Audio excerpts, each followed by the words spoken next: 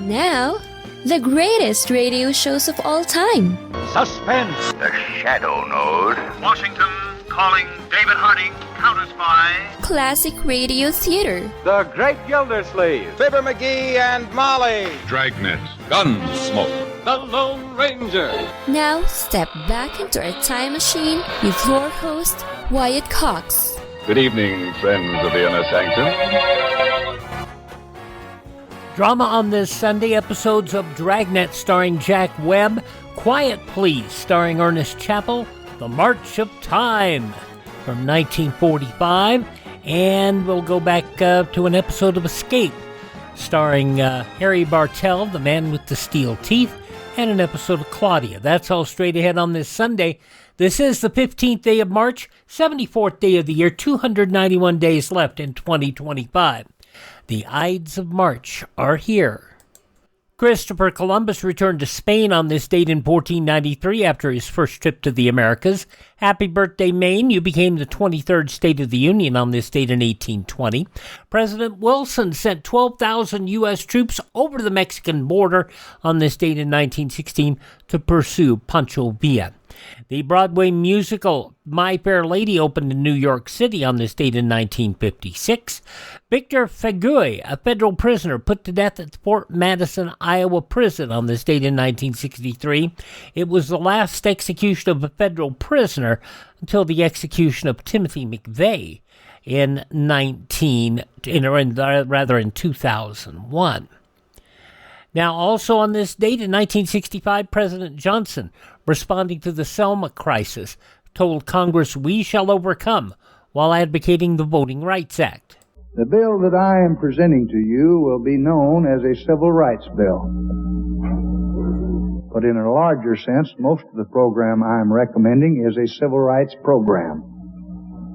Its object is to open the city of hope to all people of all races. The bill signed into law by President Johnson during the height of the civil rights movement, August 6th of 1965. The film version of Mario Puzo's The Godfather, released in theaters on this date in 1972. A month from now, this Hollywood big shot's gonna give you what you want. It's too late. They start shooting in a week. I'm gonna make him an offer he can't refuse. The movie went on to be considered one of the greatest films of all time. The Department of Veterans Affairs established on this date in 1989. In 1998, Titanic defeated Star Wars for the number one place in the North American domestic box office, grossing $471 million. In 1998, Kathleen Willey alleged on the TV news program 60 Minutes that Bill Clinton had sexually assaulted her 4 years earlier on November 29, 1993, during his first term as president. I remember saying to him, "Aren't you afraid that somebody's going to walk in here?" And he said, "No, I'm not." And then he took my hand and he put it on him. According to Willie, during a meeting in the private study off the Oval Office, Clinton embraced her tightly, kissed her on the mouth, fondled her breast, and then placed her hand on his junk. Clinton denied assaulting Willie.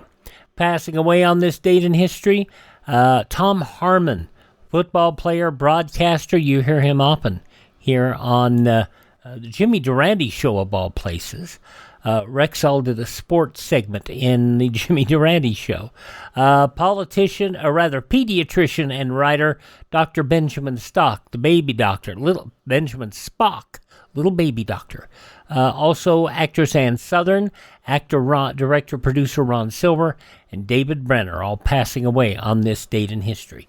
Birthdays of those who are no longer with us. 7th President of the U.S., think quick.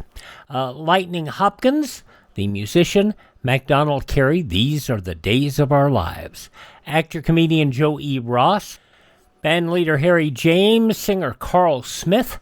Astronaut Alan Bean. Former Supreme Court Justice Ruth Bader Ginsburg.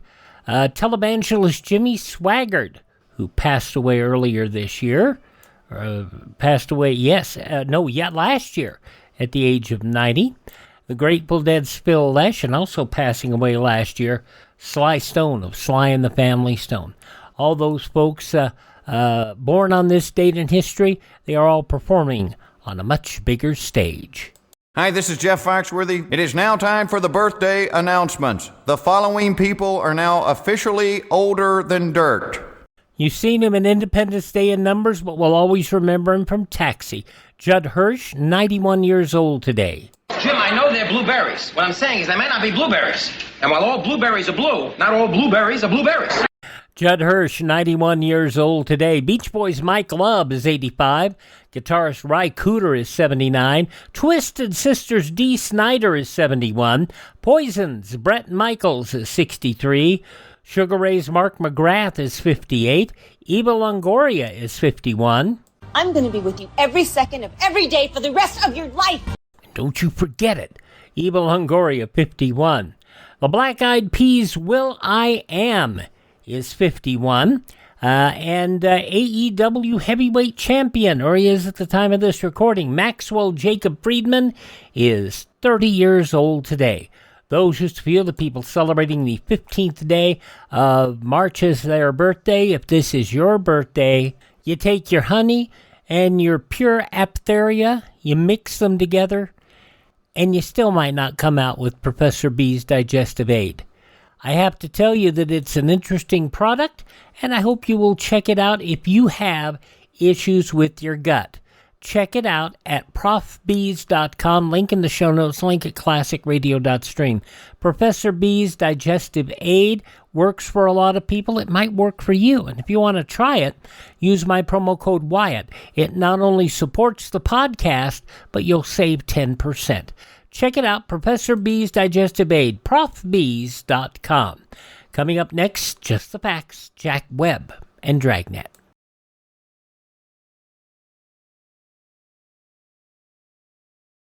Gee, that looks good. It looks just like tomato juice. But it's 8 juices, good for you and me, V8. Well, I still say it looks like tomato juice. But it's 8 ways tasty. Discover it and see.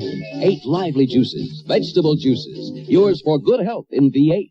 But I still say it looks like tomato juice. Well, just take one taste of V8. Wow, it sure doesn't taste like tomato juice. Of course not. It tastes like V8. Great. V8 cocktail vegetable juice from Campbell's. How about some V8? Okay, Jack Webb and Dragnet, 73 years ago, March 15th, 1953, The Big Impossible. Sound off for Chesterfield. Chesterfield is best for you. First cigarette with premium quality in both regular and king size. Chesterfield brings you Dragnet.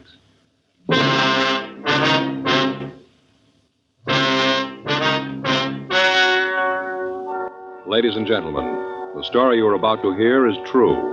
The names have been changed to protect the innocent.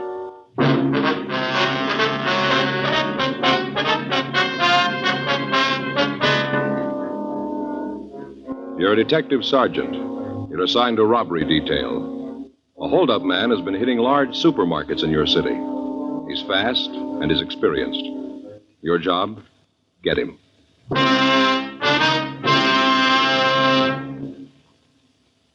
Tonight, I have a new report for you. A most important one, too. Because when you're asked to try a cigarette, you want to know, and you ought to know, what that cigarette has meant to people who smoke it all the time. After a full year of observation, a medical specialist was given a group of Chesterfield smokers thorough examinations every 2 months for the full year. Reports no adverse effects to their nose, throat, or sinuses from smoking Chesterfields.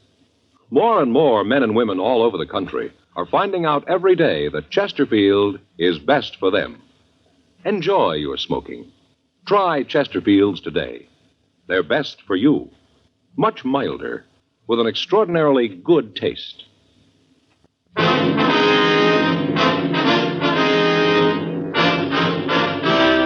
Dragnet, the documented drama of an actual crime. For the next 30 minutes, in cooperation with the Los Angeles Police Department, you will travel step by step on the side of the law through an actual case transcribed from official police files.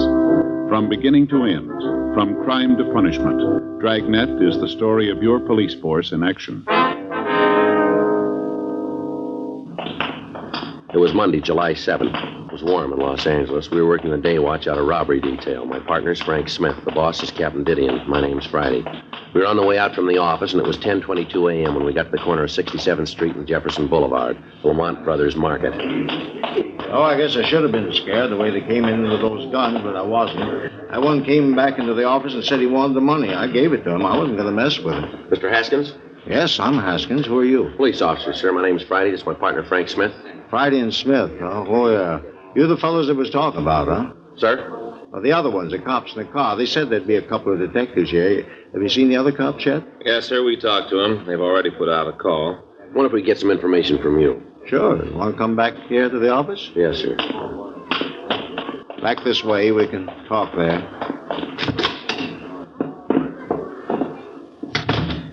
Just sit down. Mr. Haskins, if you'd just tell us what happened, please. Well, it's pretty simple. I was sitting here getting the money ready for the bank, and this guy came in. He said he wanted the money. Had a gun, so I gave it to him. That's it. None more. He just took the money and left. Mm-hmm. What time was it, sir? Oh, around 8:30, 8:45. How many men were there, sir? Well, there was two. Two is all I saw.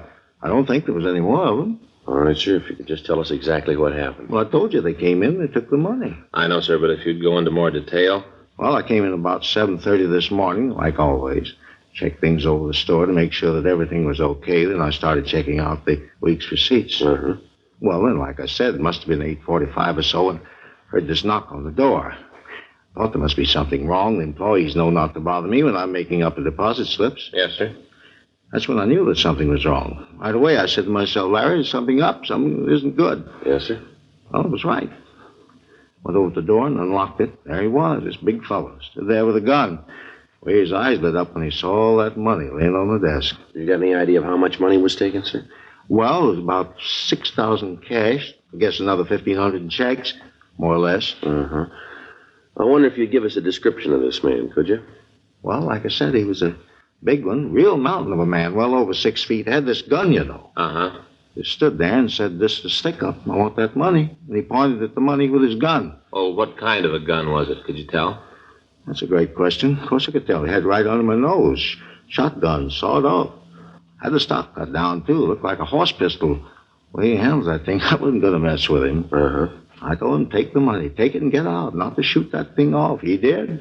Walked right over to the desk and scooped up the money. He had a paper bag. He put it down by the table and he scooped the money into it. Then he said to me to stay put. Not to try to yell or be brave. Didn't have to tell me that. I wouldn't have tried anything. He said there was another man, is that right? Yes, I saw him when they left. He was a little fellow. About how tall, would you say? Well, it'd be kind of hard to tell. I didn't get very close to him. Well, was he armed, too? Yeah, he was carrying a revolver.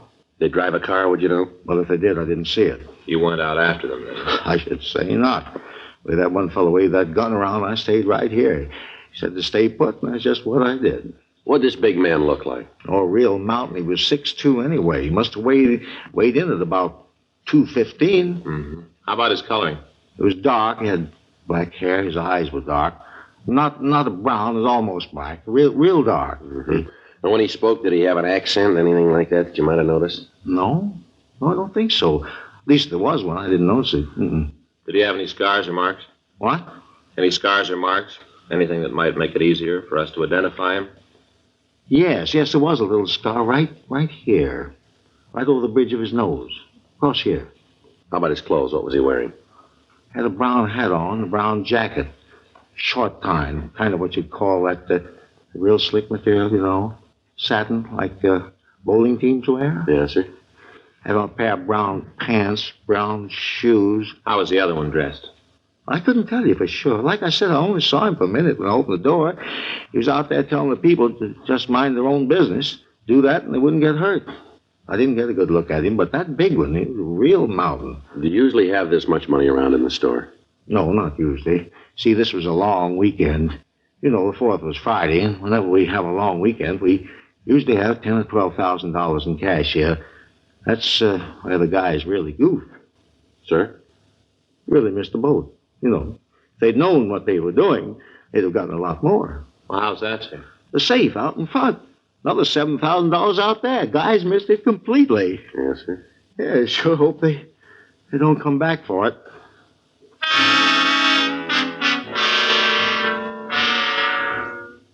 11:05 a.m. Frank and I checked with the officers in the radio unit that had answered the call. They'd gotten out a broadcast on the bandits and then started a canvass of the neighborhood, but they didn't find anyone who could give them any information. One of the clerks was able to describe the smaller of the two suspects, and we got out a local and an APB on them. Then we took the market manager downtown to look at the mug books. He told us that the larger man had worn gloves all the time he was in the store, so there was no need to look for fingerprints. The market bandits had been operating for the past 8 months. In that time, they'd held up 17 stores. Their method of operation was always the same. They'd hit only after a weekend or on the Monday following a holiday weekend. They'd hit only the larger supermarkets of the ranch type. Their operations had taken them all over the Southland. We'd tried to stake the markets that might be hit, but their field of operations had been so wide that it was impossible. 2:15 p.m. The market manager, Larry Haskins, started on the 6th mug book. Sure, a lot of them. Yes, sir. All these fellas, all committed some crime, huh? Yes, sir, that's right. That one there looks like my brother-in-law. He's got a weak chin. Yeah, just like him. No. Go through a few of these, and they all begin to look alike. Did you ever notice that? Yes, sir. Hey, wait a minute. Yes, sir? This fella here. This one right here, you see? Mm-hmm. That's the fella, no doubt about it. That's the one.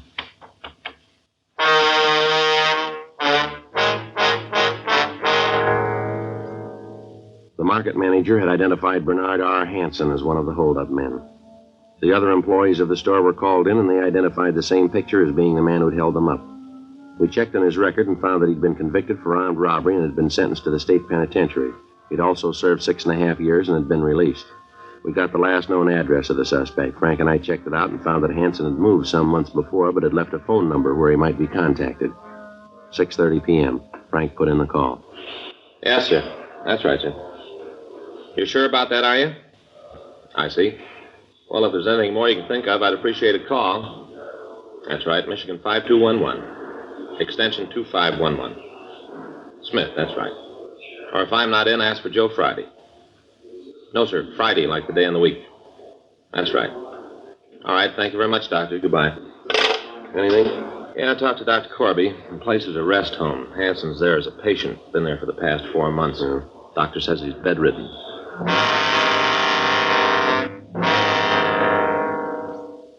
We checked on the rest home. It was a private sanitarium in the valley. We got in touch with the medical authorities and found that the head of the hospital was listed as Dr. James Corby. Frank and I drove out and talked to Dr. Corby and the rest of the staff. From them, we got the story that Hanson had been a resident of the home for the past 4 months. We found that he had a lung ailment and was confined to his bed 24 hours a day. The doctor showed us his records and charts, and from what we could tell, it would have been impossible for Hanson to have been the bandit. 3 weeks passed.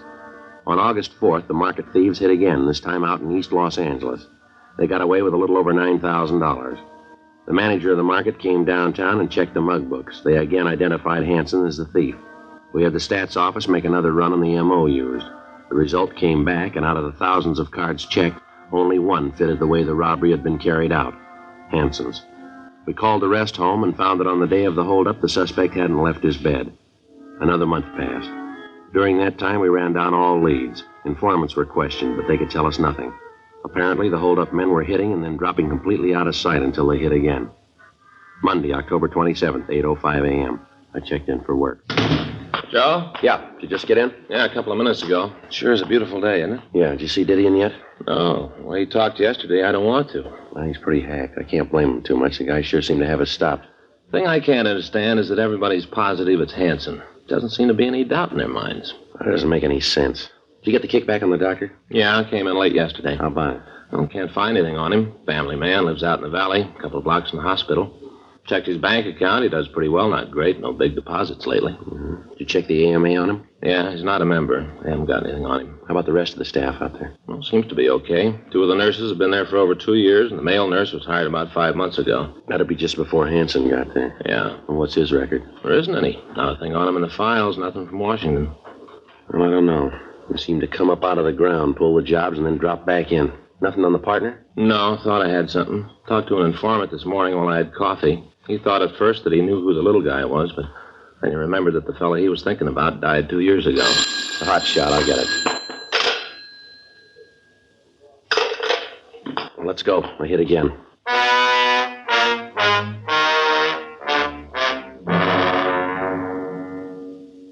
At 8:01 a.m. that morning, a pair of hold-up men had walked into a market out on Adams Boulevard and robbed the place of a little under $11,000. The manager gave us a description of the hold-up men. One was large, dark, and had a small scar over the bridge of his nose. The other was small, sandy-haired, and had no visible marks or scars. We showed the manager mugshots of Hanson, and he positively identified him as the larger of the two men. The local and an APB was gotten out on the pair, and then Frank and I drove out to the hospital to see Hanson. 8:46 a.m. We talked with Dr. Corby. I know you men are trying to do your duty, but I've told you before, it couldn't possibly be Mr. Hanson. I know for a fact that he hasn't been out of his bed this morning. Was it possible for him to get out of his room without you knowing it? No. I wonder if we could see him, Doctor. No, I don't think that'd be possible. He's still asleep, and I can't have him disturbed. You're sure, though, that he couldn't have left the hospital without you knowing it? Absolutely. No chance of it. What time does Hanson generally wake up, Doctor? Depends. Usually, though, I'd say he's awake by 9:30 or so. Wonder if we could wait and talk to him. If you like. I'll tell one of the nurses to call you when he's awake. All right, sir. That'd be fine. One thing, though, I must insist on. What's that, Doctor? He mustn't be excited. I don't think you gentlemen really know how ill Mr. Hanson is. If you had any idea, you wouldn't be out here with this ridiculous questioning. Yes, sir. We understand. We're just trying to get this thing straightened out as soon as we can. Fine. I'll go along with you part of the way, but I'll not have my patient disturbed. Any excitement would be very bad for him. Well, don't worry, Doctor. We'll be as brief as possible. Fine. If you'll excuse me now, I've got some things to do. I'll tell the nurse to call you when he wakes up. And remember, no excitement. What do you figure, Joe? Well, it's got me. The way he talks, every one of those witnesses are wrong. Yeah, but it's happened before. Get a positive identification and end up with the wrong guy. Yeah, but all of them are so positive, it just doesn't make any sense. Yeah. You the police officer? Yeah, that's right. Why? I'm Bob Jameson. I work here. Oh, yeah, you're the male nurse, that right? Yeah. You're out here about Barney Hanson, aren't you? We want to see him, yeah. What can we do for you? It's about Barney. What about him? I don't think things are the way they look. What do you mean by that? Well, I wouldn't want the doctor to know I've been talking to you. He'd raise the roof, probably fire me. Well, what's it about, Jameson? Like I said, it's about Barney. Yeah. Well, when I came here, they told me that Barney was pretty sick. Said they didn't expect him to live. Yeah. One day the buzzer rang in his room. You know he wanted something? Mm-hmm. Well, the doctor was on the phone. The other nurses were busy. So I started down the hall to see what Barney wanted. Got to the door of the room, and the doctor stopped me. Uh-huh. Really read me off. Said that I wasn't to go into the room at all. That he was taking care of Barney personally. That he'd see what he wanted. Yeah. Well, that was just the first time. Same things happened a couple more times. And he told us about you. Told us what to say if you asked any questions. Well, what did he tell you? Said that we wasn't to tell you anything. That we didn't know anything. Well, why didn't you tell us all this before? Well, you see, this isn't a regular hospital. I don't think that he's even a regular doctor. I've worked around hospitals for a long time, and I never saw no doctor act like he does. He doesn't even know how to write out a diet, feed some of the people here all the wrong things. That right? Yeah, and I'll tell you something else, too. What's that? I don't think there's anything wrong with Barney. I think the whole reason for him being here is phony. Bob? Oh, yes, Doctor. What are you doing here? Came to see if these gentlemen needed anything. Oh. Mm-hmm. Well, I'll take care of it now. Will you check on Mr. Hardy, please? See if he's awake yet. Yeah, sure. Just a minute. What? I'd like you to stay here for a minute. I'm afraid we're going to have to see Mr. Hanson right now, Doctor. I'm afraid that's impossible. I told you before, I'm not going to have him disturbed. I'm afraid we're going to have to disturb him. Won't take very long. Jameson, where's his room? Oh, I'll show you. It's down this way. I'm going to speak to your superiors about this, coming into a hospital and disturbing patients. I'm sure the fact that you're officers doesn't give you the right to do this. This is his room. You want to open the door?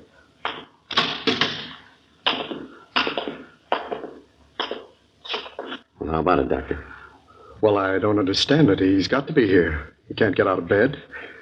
I'm sure there's some explanation for his disappearance. Yeah, maybe you can explain this, too. This stuff here in his bed. What is it, Joe? A gun and some money.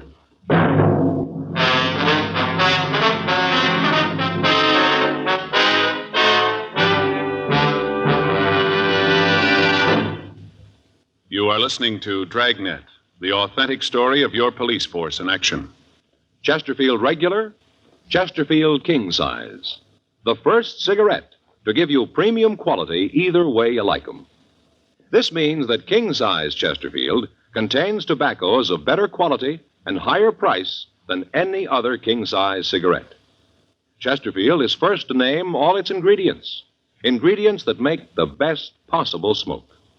And Chesterfield gives you this full year's scientific report.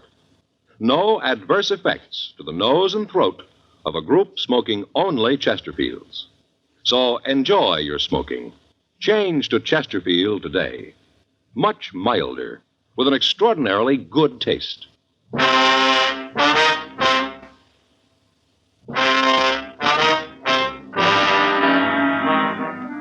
9:30 a.m. We called the office, and 2 more teams of men came out to help us search the place.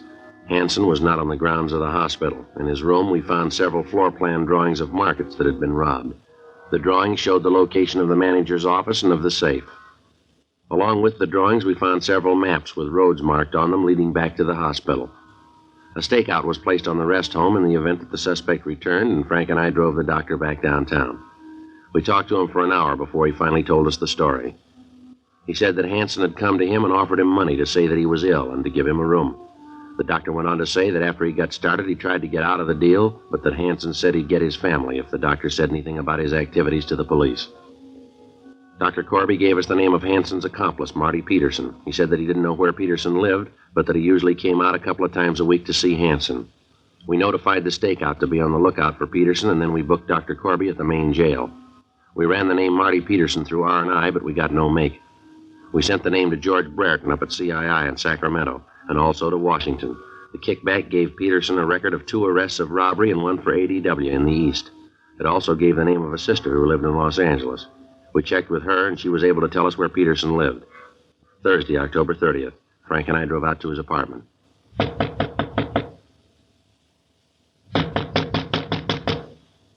Who is it? The manager. Just a minute.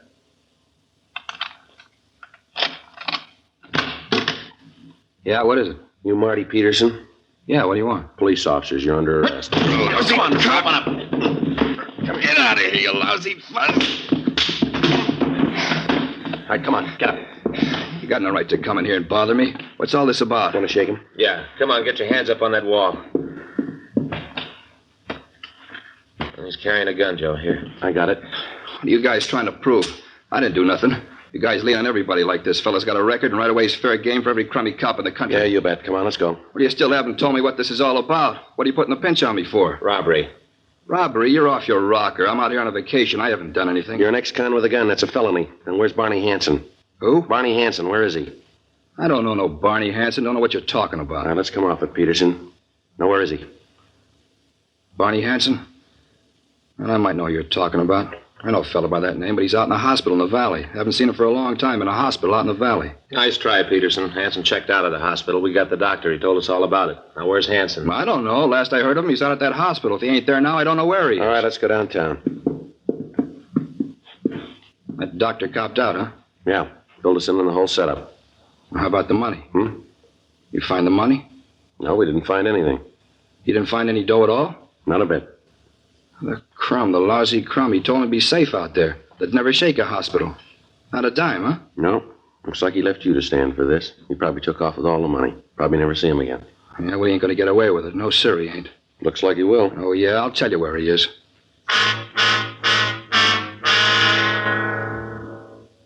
We took Marty Hanson down to the city hall, and he was booked at the main jail. Before he was booked, he gave us the name and address of Hanson's girlfriend. Frank and I drove over and talked to her. She told us that she hadn't seen the suspect for several weeks. She said that she'd heard that Hanson had been running around with another girl. She also told us that she'd heard Hanson had bought a new car and was running around with a new bunch of friends. She said that she hadn't seen him since he got the new car, but that she'd heard it was a new Oldsmobile and it was painted a fire engine red. We called the office and arranged for a stakeout on her apartment, and then we began to check out the Oldsmobile dealers in the Los Angeles area. 2 teams of men were assigned to help us in running down the list. It took us 2 days to talk to the dealers in town. Each of the dealers was shown a mugshot of Hanson. 2 days went by. Finally, we got an identification. A dealer out on Franklin in Hollywood reported that he'd sold a car to Hanson. However, when we checked the address he gave us, we found that Hanson had moved a week before and left no forwarding address. We got in touch with the Department of Motor Vehicles, and from them we got the address where they'd sent the pink slip. It was an apartment house out on Highland Avenue. Frank and I went out to check it out. Yes? Bernard Hanson in? No, he isn't. Something you wanted? You expecting him? I don't know. I haven't seen him this morning. I just got here myself. Wonder if we could talk to you. Who are you? Police officers. My name's Friday. This is my partner, Frank Smith. How do you do? I'm Lily Edwards. Come on in. Thank you. Thank you, ma'am. get you anything? A cup of coffee, anything? No, thanks. When'd you last see Hanson? Last night. We got a date at 2:30 this afternoon. What time is it now? Well, it's 2:37, ma'am. Late. He'll be along in a minute. What do you want to see him about? Done something? Better if we could talk to him. Personal, huh? Yes, ma'am. He's a wild one, old Barney. Him and that red car. Real wild. Ma'am? That car he drives. You know, it's a red Olds. He's like a kid with it, always wiping it off, taking care of it. I think he'd bring it up here at night if he could. Never seen anything like it. Mm-hmm. How long you known Hanson, Miss Edwards? Not long. A couple of weeks, I guess. Not much more than that. Where'd you meet him? Well, I hope you won't get the wrong idea, but... Ma'am? Well, I live down on Vine Street, below Fountain, you know? Yeah. Well, I usually have morning coffee at the drugstore, the big one on Vine. Well, one morning Barney comes in. I guess it's about 9, somewhere around there. He plunks down on a stool next to mine. Then he takes out a package of cigarettes and starts to light one. He's shaking so much he can hardly hold the match up to the cigarette. Oh, I got to laughing because I thought he was hung over. Anyways, we got to talking, and the next thing I knew, he asked me out to lunch. Uh-huh. Well, I knew it wasn't proper, but I figured, well, he seemed like a nice guy, so I told him that I'd meet him. We had lunch that day, and we sort of been going together since. I see. Hanson ever told you what he did for a living? No. I asked him a couple of times, but he wouldn't say anything right to the point. He'd, kind of hedge around the bush. So I figured that he didn't want to tell me, and I stopped asking. He was always nice to me. No need for me to pry into his personal affairs. What time you got now? It's 2:40, ma'am. Can't understand it. He's usually so prompt. I hope nothing happened to him. He said sure to meet him at 2:30. Or was it 3:30? I don't remember too well. Never sure about times or dates, things like that, you know. Yes, ma'am. You ever met a man named Peterson, Marty Peterson? Marty Peterson? Yeah, I've met him, little guy. Yes, ma'am. Yeah, he's a friend of Barney's. They're in some sort of business together. I don't know just what it is, but I know that they're associated in some way. Hanson's never said anything about this business to you, has he? No. Like I said, he's very close-mouthed about what he does. You ever mention a Dr. Corby to you? Corby? No, I don't think I've ever heard that name before. Would you know how long Hanson's lived here? No, I think he moved in just before I met him. I don't think he's been here very long. Say, what are all these questions about? I hope I haven't said anything to get Barney in trouble. He's such a nice guy. I sure wouldn't want to do that. No, ma'am, you haven't done that. Hi, Lily. Who are you? What are you doing here? Police officers. You're under arrest, Hanson. For what? Suspicion of robbery. I'll shake him, Joe. Now, wait a minute. What is this, a shakedown? What are you guys trying to prove? You got nothing on me. I fell once. I did my time. I owe you nothing. He's clean, Joe. Why'd you do that? I'm not giving you any trouble. I got no reason. You got nothing on me. I got nothing to worry about. I'll go with you. There's no reason not to. You mean what these guys say is true? You've been mixed up in some robberies? Oh, knock it off. What do you mean, knock it off? Don't you talk to me like that. I'm not going to take talk like that from you. Like I said, knock it off. All right, come on, let's go. You really figure you got me for a 211, huh? Yeah, we got the rest of them, too. Peterson and the doc? That's right. I suppose they talked, huh? Yeah, they told us all about it. Sweet racket. Should have known it could only last so long. Should have figured that the longer I played against the house, the shorter my chances were. It is true, and you never told me. All this time, and you never told me you were a crook. Of all the rotten deals... Oh, shut up, will you? Always shooting off your big mouth. Listen, Barney Hanson, I told you before, don't you talk to me like that. I won't take it. You haven't got much choice now, have you, Lily? You know something, cop? What's that? Might be kind of pleasure to get into a nice, quiet jail. Get away from this dumb broad. She's the dumbest broad in the entire United States and Canada. Real pretty, but boy, she's stupid. Now, I told you, Barney Hanson, I'm not going to have you talk to me like that. Kid's a real shrew. Young, she's a real shrew. Let's go.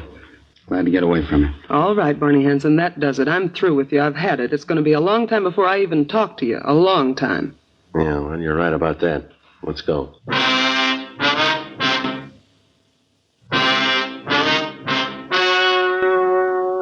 The story you have just heard was true.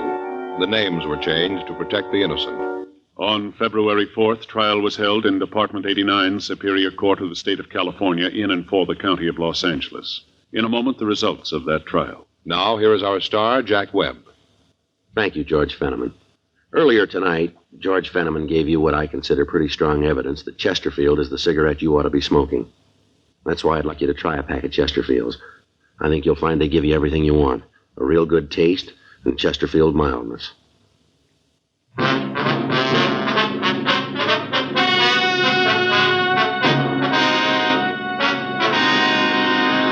Bernard R. Hanson and Martin S. Peterson were tried and convicted of robbery in the first degree. They were filed on for 10 counts and received sentences as prescribed by law. Robbery in the first degree is punishable by imprisonment in the state penitentiary for a period of from 5 years to life. Dr. James Corby was allowed to plead guilty to a lesser charge and was sentenced to 1 year in the county jail and placed on probation for 10 years. one of the terms of his probation being that he is not permitted to operate a rest home.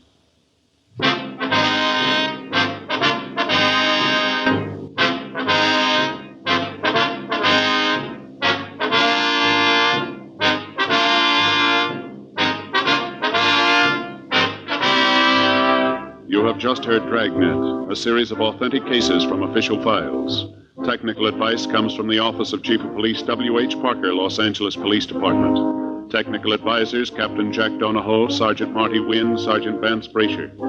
Heard tonight were Ben Alexander, Vic Rodman, Herb Ellis. Script by John Robinson. Music by Walter Schumann. Hal Gibney speaking. For a million laughs, tune in Chesterfield's Martin and Lewis Show, Tuesday on this same NBC station. And sound off for Chesterfields. Either regular or king size, you'll find premium quality Chesterfields much milder. Chesterfield is best for you. Chesterfield has brought you Dragnet, transcribed from Los Angeles. Ladies and gentlemen, in the fight against an old enemy, polio, medical research has armed us with a powerful new weapon, gamma globulin. Used soon enough, it can prevent the paralyzing effects of polio. But first, you must furnish the raw material, blood. Doctors urgently need your donation of blood to make gamma globulin. So call the Red Cross. Please don't put it off. It's too important. Call the Red Cross tomorrow and make an appointment to give blood.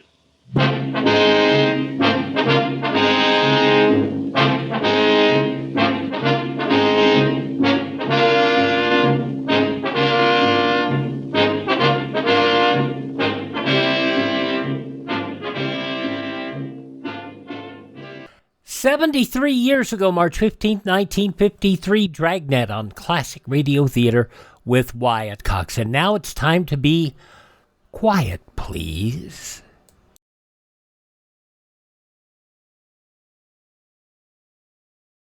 The rainiest kind of weather, the laziest kind of day, and making some hot buttered popcorn to while the time away. This calls for Bud. This calls for Bud. Where there's life, there's Bud. While you're waiting for that popcorn to pop, take a good long look at the Budweiser label. You'll find the key to Budweiser's special satisfaction summed up with 7 proud words. Choicest hops, rice, and best barley malt. Naturally, the king of beers states its ingredients on the label. An easy kind of day, a lazy kind of mood. This calls for Bud. This calls for Bud. Budweiser. Now on Classic Radio Theater with Wyatt Cox, we go back 78 years to March 15th, 1948. Ernest Chappell in the Willis Cooper-helmed Quiet, Please. Quiet, please.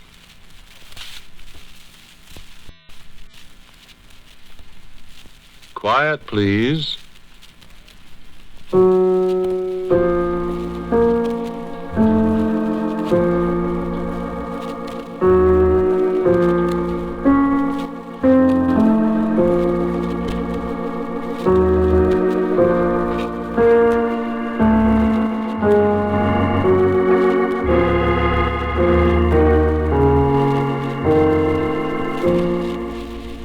The Mutual Broadcasting System presents Quiet Please, which is written and directed by Willis Cooper and which features Ernest Chappell.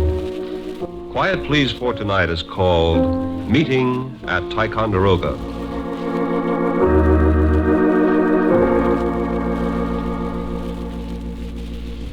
No, sir. They were not married. Yeah, they never saw each other in life. I suppose they're buried in the same cemetery lot because each one of them is a legend in these parts. Jane McRae. You'd think that's Scots, wouldn't you? I don't know, but there's a Scots flavor about the McRae. And you cannot deny that his name is as Scots as Claymore and Skene do. I didn't know so much about Miss McRae, save that she was massacred by the Indians about the time of Saratoga, which, as you know, is not so far away from here. She was to have married an officer in Gentleman Johnny Burgoyne's army that come down from the north and and that Benedict Arnold tore into ribbons, although Horatio Gates took the credit and later laid the foundation for Benedict's defection. Miss McRae was a famous beauty of the region, and they killed her and scalped her and paraded her long tresses about. It was the story of her barbarous death that stirred the people of the countryside to rally at Saratoga for one of the decisive battles of the world. But him... No, he was before that time. Me? No, I'm not for this town. I'm from Saratoga. You've been there. Aye, so. Can you read the inscription on his gravestone? Here lies the body of Duncan Campbell of Inverall, Esquire, Major to the Old Highland Regiment, age 55 years, who died the 17th of July, 1758, of the wounds received at the attack of the retrenchments of Ticonderoga or Carry On. Yes, retrenchments, that's what it says. Should be entrenchments, of course, but I suppose the village stonecutter in those days wasn't used to military terms. The Old Highland Regiment. That was the Black Watch. The oldest Highland regiment in the British Army, the 42nd Regiment of Foot. The bonny lads that have worn the red hackalaboona braid bonnets since 1795. And Duncan Campbell of Inverall was its major under Lieutenant Colonel Francis Grant in 1758. And he and many a good Highland laddie of the Black Watch was killed at Ticonderoga. No, that was before Ethan Allen's time. The fort was just newly completed in the summer of 1758. And it was 17 years before Ethan Allen took it away from a sick man and a garrison of 20 soldiers. Montcalm was in command at Ticonderoga that summer.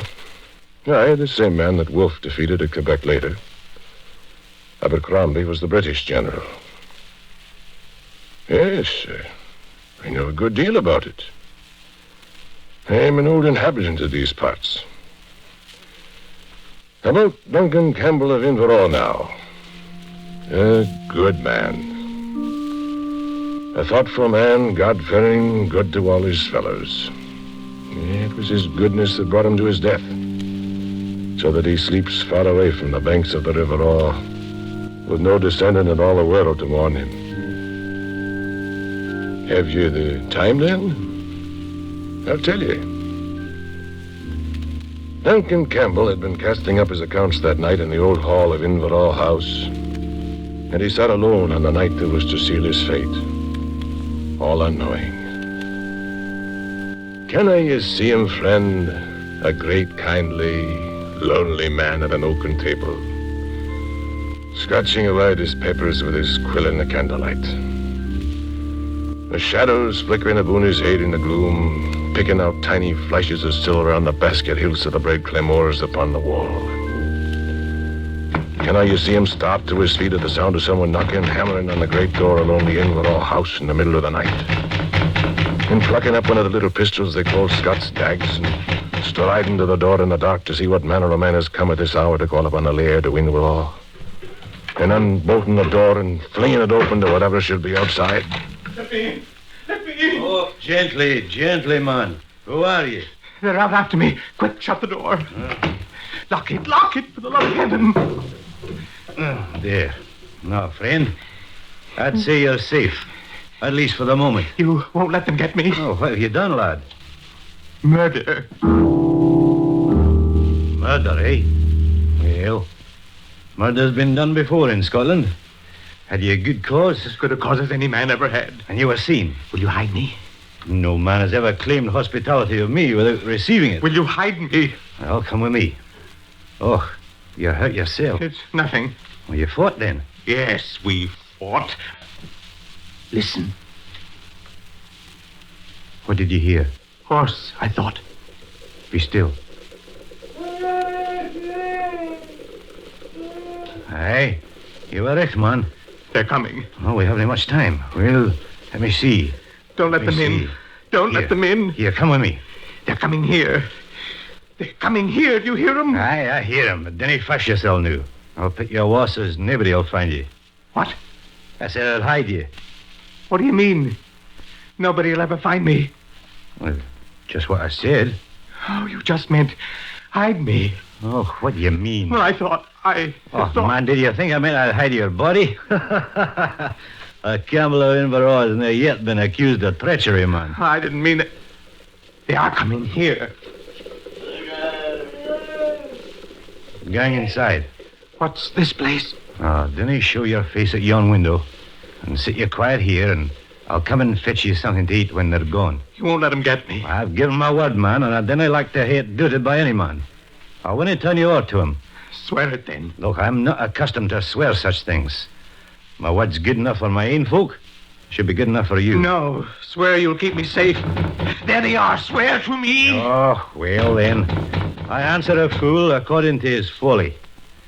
I swear upon my dirk that I will never betray you to mortal man. There. Is that enough? Now, stay a while frae the window and frae the door.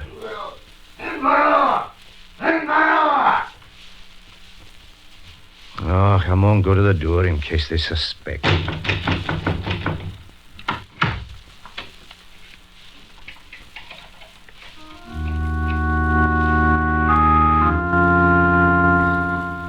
And so on such a night, Duncan Campbell of Inverell drees his weird. Thus by his pride and his own honor, he draws his fate upon him, friend. For this nameless man who found sanctuary in the house of Inverell, this nameless slayer in the night, his is the hand of death. They who waited upon Duncan Campbell at midnight were kinsmen of his, and they were out upon the braes in the darkness searching the countryside for one who had slain a kinsman. The man who had murdered Donald Campbell, blood kin to the Laird of Inverell.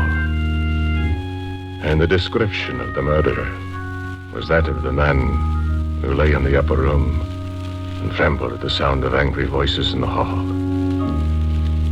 Aye, hot tears started from the eyes of Duncan Campbell at the grisly news of his cousin's passing in hot blood, and the thought of his own impotence in the matter. I know in these latter days men make little of an oath. And besides, it is true that Duncan Campbell had good cause to break his solemn sworn word when he knew that he sheltered the red-handed murderer of Donald. But I have not seen the murderer. Belike his heart shuddered at his words. His gorge rose that he must say them. I have said Duncan Campbell of Inverell was an honorable man, a man whose word was sacred, and whose oath was triply sacred. I have not seen the murderer. And the kinsman turned away into the night, satisfied.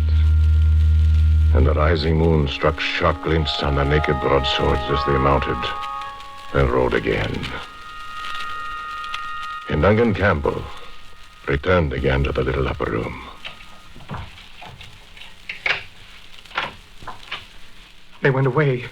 You didn't tell them. Wish, man. I'll have speech with you now. And for the last time, you are no Scot, or you could not know how sacred is the bond between kinsmen.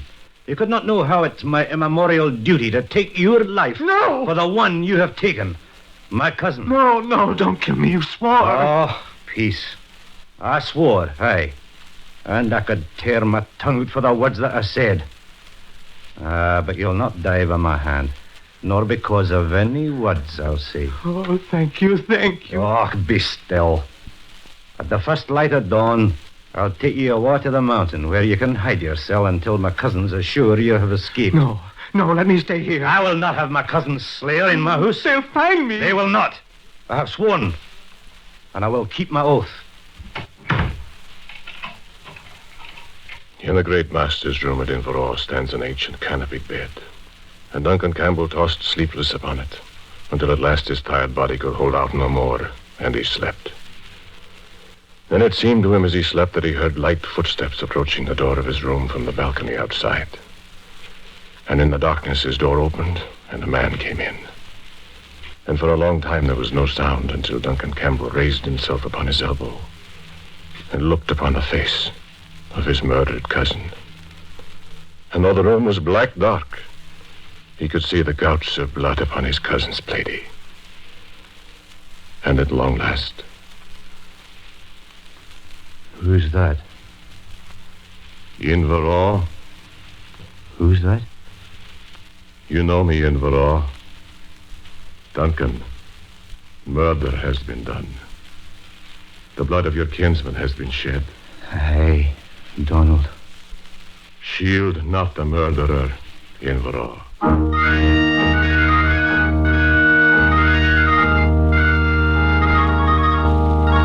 The morning was very near, and with the first light, Duncan Campbell awoke from his fitful sleep and went to the secret room where the murderer lay. Duncan Campbell might have slain the man as he slept, but he did not. Out across the braes to the slopes of Encroken he led the man, and never a word did he speak until they'd come to a secret cave high above the valley of the All. Here you will be safe. Don't leave me here. Take me back. No. Please take me Oh, back. Haki, man. Haki. Last night, one came to me in a dream. The man you murdered. Oh, no. And he spoke to me. Oh, no. And I know I'm in danger of my immortal soul. But you... For he knows I've hidden you. No. And he bade me shield not the murderer. No. Well, will you give yourself up? No, you swore. Aye. So, and I'll keep my oath.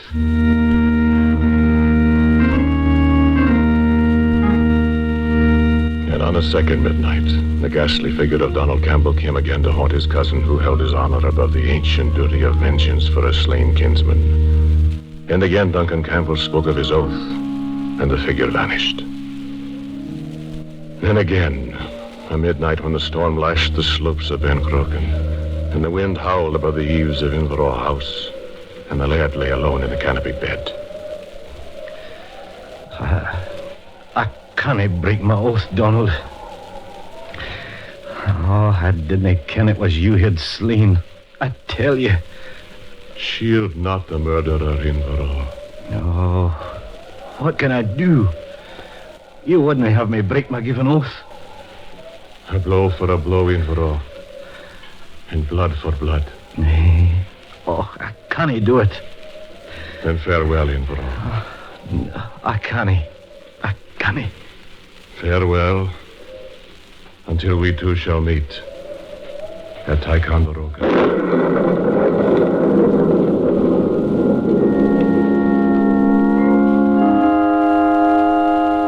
And on the morrow, in the brightness of the sun above the storm, Duncan Campbell climbed the slopes of Encroken again. No man can say what was in his mind, but he carried his great battle claymore, and its shining blade mocked him as he made his way up the mountainside to the little hidden cave. The murderer was gone, and no man has ever found him. Yes, Ticonderoga was the name the ghost spoke to Duncan Campbell that night, more than 200 years ago. And Duncan Campbell, or any Scot for that matter, had ever heard that name before. For at that time, Ticonderoga was a name that only the Indians knew. And there was no fort there where the waters flow between Loch George and Loch Champlain. And mind you, it is clear that Duncan Campbell heard that name many years before any other white man in the whole world. It is written down in his handwriting long years before he came to America. About that time, 10 companies of Highlanders were banded together in a regiment to watch upon the braes. And the Earl of Crawford gave his name to the regiment. But soon they became known as the Black Watch, from the dark regimental tartan they wore, and wear to this day. And among the gentry that became members of the Black Watch was Duncan Campbell of Inverall. In the years since the ghost of his cousin spoke to him, Duncan Campbell had become a more dour man. A man hag-ridden by his conscience. And I can imagine him one day calling his kinsmen together, speaking to them as this thing that rankled in his breast. I can imagine the elder of the clan sitting in judgment upon him. Invero, ye acted a recht. It is a sad thing that you didn't know the man had murdered your own cousin. For gin you had, you'd have slain him yourself. And justice would have been done. But a Campbell's word, yince given, may not be broken despite all provocation. And I say that you have acquitted yourself with due honor. That is my judgment. Still in all, I wouldn't be happy to have on my soul, well, this Ticonderoga that your cousin Donald spoke of. You haven't heard of the place ever, you say? No. Ah, nor I. Well, is there such a place? Well, I dinna ken. But the name is forever in my mind. Ah, well, I wouldn't have fashed myself about it more, Invero. For it's well known that the dead have wisdom not vouchsafed us who walk the earth. And it may be that this is another name they have for the afterlife.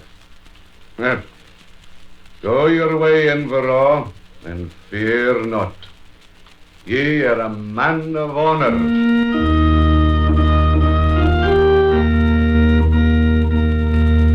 So Duncan Campbell took some comfort from his elder's words. Slowly the name Ticonderoga faded out of his memory. He served honorably and well in the Black Watch, and the day came when he became its major. Major he was when the regiment sailed for the Americas to fight in what people call today the French and Indian War. Abercrombie commanded the British in the Provincials. They were in camp down at Albany, and they marched northward. It was a braw sight with the Black Watch in front, their pipers and the bright red Stuart taut and bravely skirling cock of the north.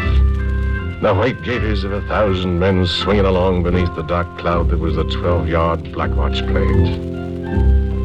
Northward they marched in the summertime, and the hearts of the country folk were gay, because this was the army that would end the depredations of the savage Indians and the fierce Frenchmen. And there was an evening in a village along the way when the men walked into the groups through the town, gawking at the strange customs of the colonials. Major Duncan Campbell himself walked along a flower-scented lane, and there was a young girl who spoke to him. Good evening to you, soldier. Why, good evening, my child. You're a Scotchman, aren't you? I'm not. Free the Black Watch. We never saw any Scotch before. Do all Scotch people wear dresses like that? Aye, most yes. Yens they were forbid, but nae more. They look strange on a man. Aye, well, we wouldn't feel at home in breeks, you can. What? What's your name, lassie? Ellen. Ellen, eh? Yeah. I've a lass at home that's about your own age. A daughter? Aye. Her name's Shaunid. I haven't seen her for a year. Is she pretty? Aye. Her hair's darker than yours. Does she wear a dress like you? Oh, no. In Scotland, girls wear skirts. We're not savages, you can. We're glad you're here. Well, thank you, lassie. Will you be coming back this way? Coming back? After you take Ticonderoga.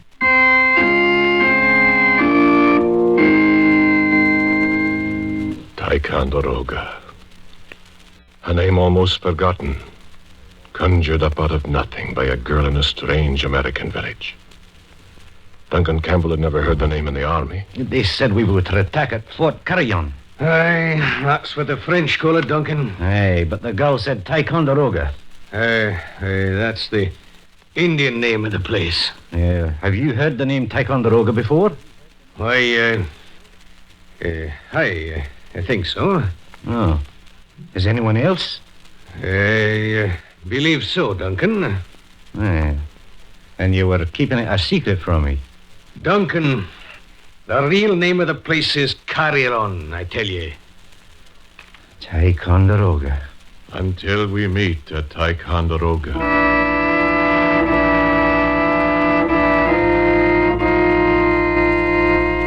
I wish you could have seen it, friend. More than 15,000 men loading into boats at Fort Edward on a summer's day. The Highlanders, the Royal Americans, the 17th, the 46th, a dozen British regiments and more provincials, loading into boats to make their way up to Ticonderoga. And Abercrombie himself called Major Duncan Campbell of Inverlois into his quarters as the loading began. Spoke to him of Ticonderoga, for he had heard the story too. Abercrombie told him he was keeping 2 companies of the Black Watch at Fort Edward. My duty is with my regiment, sir. Abercrombie told him he had heard the story. He did not wish to risk the loss of a brave officer. Sir, whether or not RD is of small moment, I have my honor to consider. And Abercrombie, who had done his best, could do no more. And in the first of the boats rode Duncan Campbell of Inverlois, Major of the Black Watch.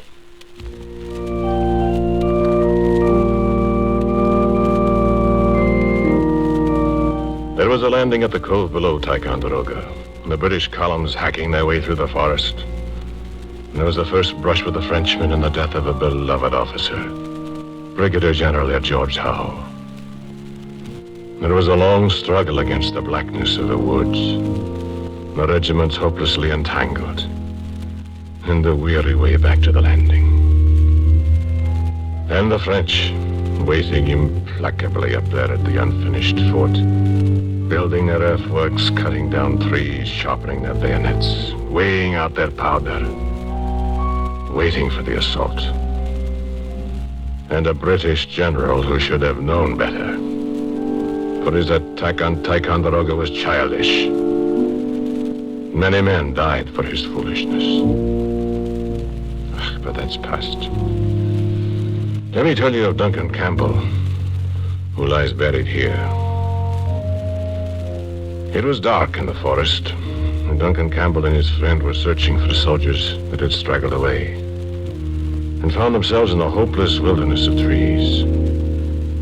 The eminence of Ticonderoga weighed heavy on Duncan Campbell's heart. I've made my will.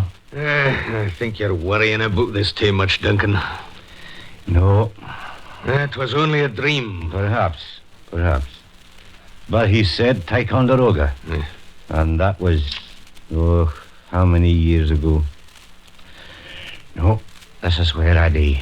The ghost didn't say this is where you'd be. I didn't need to. I cannot will. No, we're all fae, we Scots, and we ken the hand of fate. I wouldn't have chosen it this way, but this is the way it's to be. And, I'm content. I wish you'd forget. No, it cannot be forgot. I shall not go away for here. Shall we go back to the shore? There cannot be any more soldiers out here now. And if there are, they just have to stay. Aye, so. War's cruel, we men. Aye. Hey, wait. There's a soldier. Where? I didn't see it. By yon tall bush. A Scot, too. Hey there, you. I didn't see anyone, Duncan. They're sitting there, probably falling asleep. Hey! Oh, I'll run over and wake him. How some of these gillies can fall asleep anywhere, any where are you time. going? I didn't see it. Leave it. Hey, soldier. Hey, come on, wake up. Come on, man, wake up. What? Oh. Aye, Duncan. We're well met.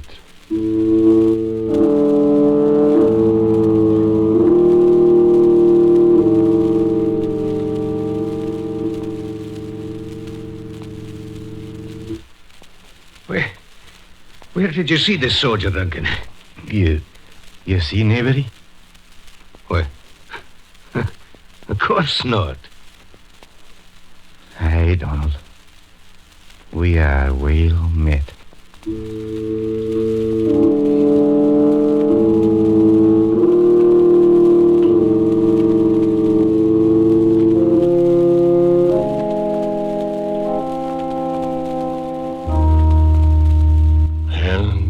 is the story, and it's true. Here lies Duncan Campbell of Inverall, who died of wounds received at the attack on Ticonderoga. He was a good man, was Inverall. No, thank you. I must go back to Ticonderoga. Oh, I don't mind the walk. I'm used to it. I visit Duncan's grave every day. Have for years. My name? My name's Donald Campbell. I'm Inverall's cousin.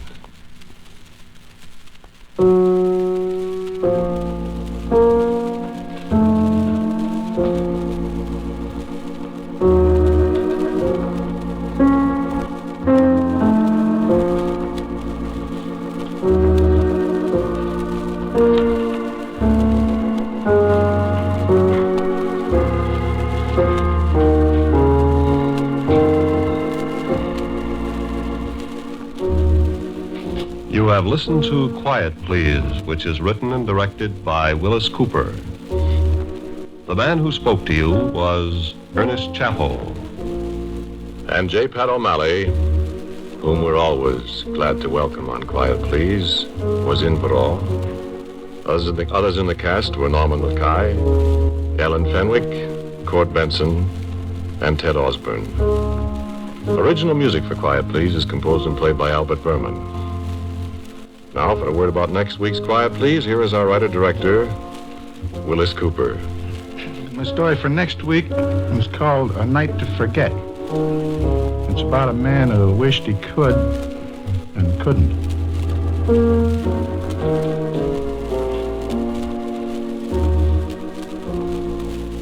And so, until next week at the same time, I am quietly yours, Ernest Chappell.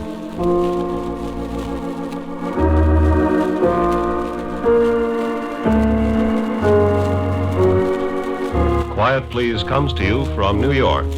This is the world's largest network serving more than 450 radio stations, the Mutual Broadcasting System.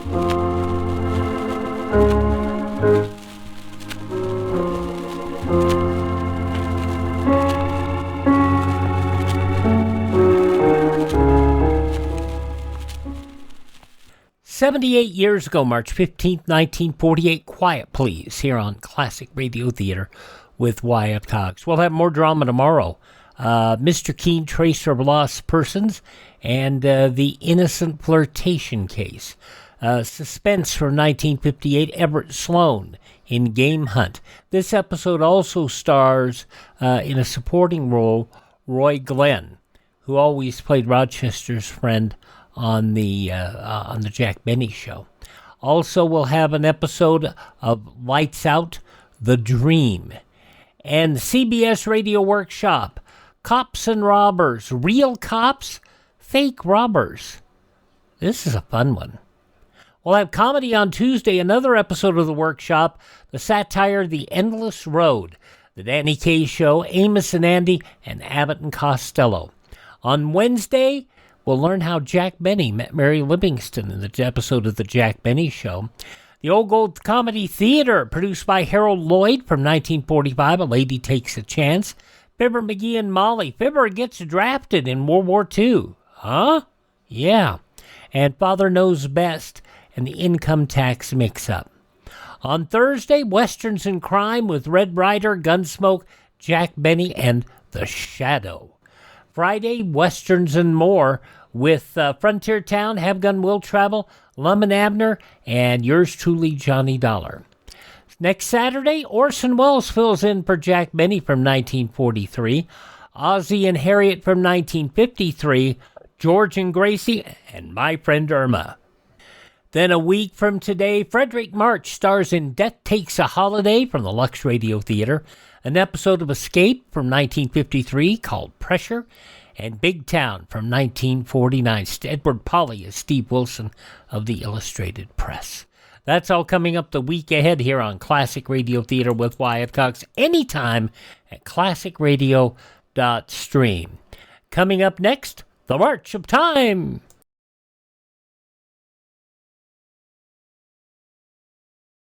When it's time to take time out for some refreshment, choose the coolest drink that's ever come to town. Dr. Pepper is the friendly pepper-upper, and it never, never, ever lets you down.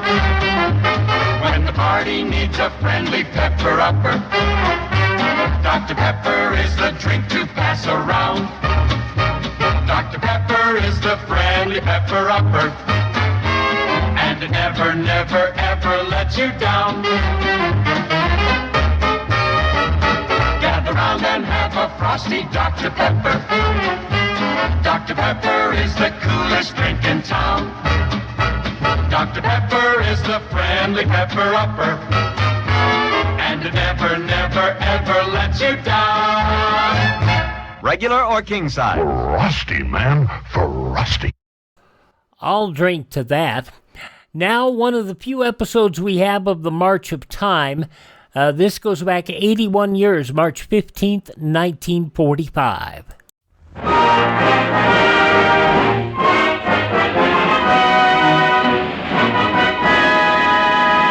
The March of Time.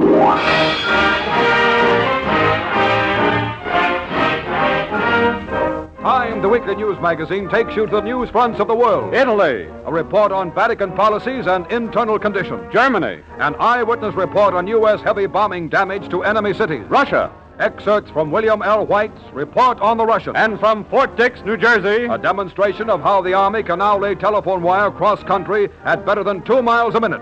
Stand by for the March of Time.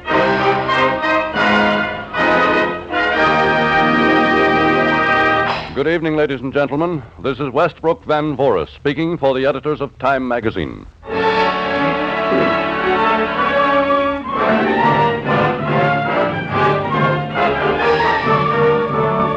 East and west, the Allies this week hold some 35,000 square miles, 1/5 of Germany.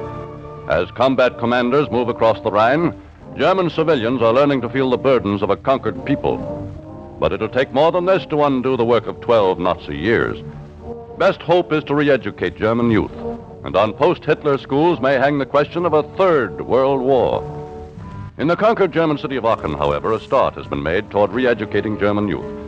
Tonight, the March of Time brings you a report by the correspondents of Time magazine on experiments in re-educating the youth of Aachen, Germany. In Aachen, Germany, the war of might is over, and the war of mind is beginning. The new war of mind began when the civilian governor of Aachen, Major Hugh Jones, walked into the office of his deputy, Major Jack Bradford. Jack, I'm dumping these in your lap. Huh? From now on, it's your job. School books? Yeah, a few for a starter. Nazi school books. See if you can salvage any of them, because you've also got 1,000 German school kids on your hands, and you've got to teach them something. Oh, brother. And here are some directives from Supreme Headquarters to guide you. Major Bradford sat down with professional educational advisors sent from the U.S. to help in just such jobs as this. 1,000 kids. What are we going to do with them? Well, the older ones can pick up rubbish, run errands. Sure, but we got to keep the younger ones, the ones under 10, off the streets. If we can only get the first 4 grades going, it'll be a start, but what do we do for teachers? Well, there were 325 registered teachers here. Most of them were Nazis, and they scrammed. There are just 49 left. All right. We'll screen them. Check, recheck them. Make sure they're fit to teach. Okay, we're prepared for that, Major. Yeah, but the big problem is books. We can't let them read this Nazi truck. It'd be better to leave these kids without any schools at all than to let them keep on reading about guns, soldiers, and Heil Hitler. We've got to find books published before Hitler. Where in the world can we find them? The only full set is at Columbia University in New York. Then let's borrow them. Go through them all, pick out the best. Send to Columbia for them.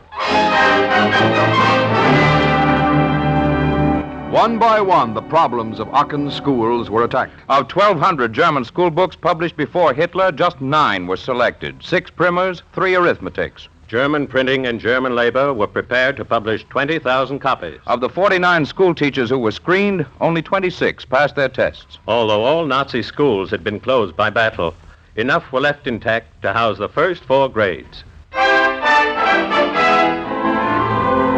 This week, Major Jack Bradford can report to Supreme Headquarters that Aachen's primary schools are virtually ready to open. And not a few little Nazis are due for a surprise or two when they look in their primers. Ring around her, Rosie. Mary had a little lamb. Oh, a soldier. Nine, he has a paper hat and a wooden sword. And the arithmetic. No soldiers, no guns, just apples, oranges, and... what are bananas?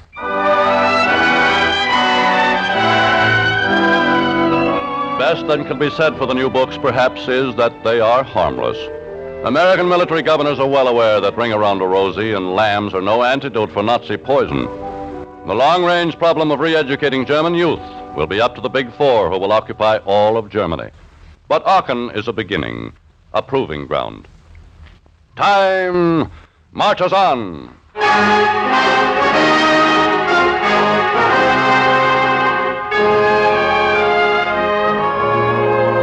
Just returned to the U.S. after almost 18 months in Italy, first as an ambulance driver with the American Field Service, then as Time magazine correspondent, is Tom Durrance. Tonight he is at our Washington microphone to help clarify the confusing news from Italy, Italy's internal politics and wartime living conditions, and the increasing role of the Vatican in international affairs. Mr. Durrance will be interviewed by Perry Cully. Come in, Washington. Go ahead, Perry Cully. For months, Tom, we've been hearing conflicting reports about the confused political situation in Italy. Can you tell us anything that might help clear up this muddle?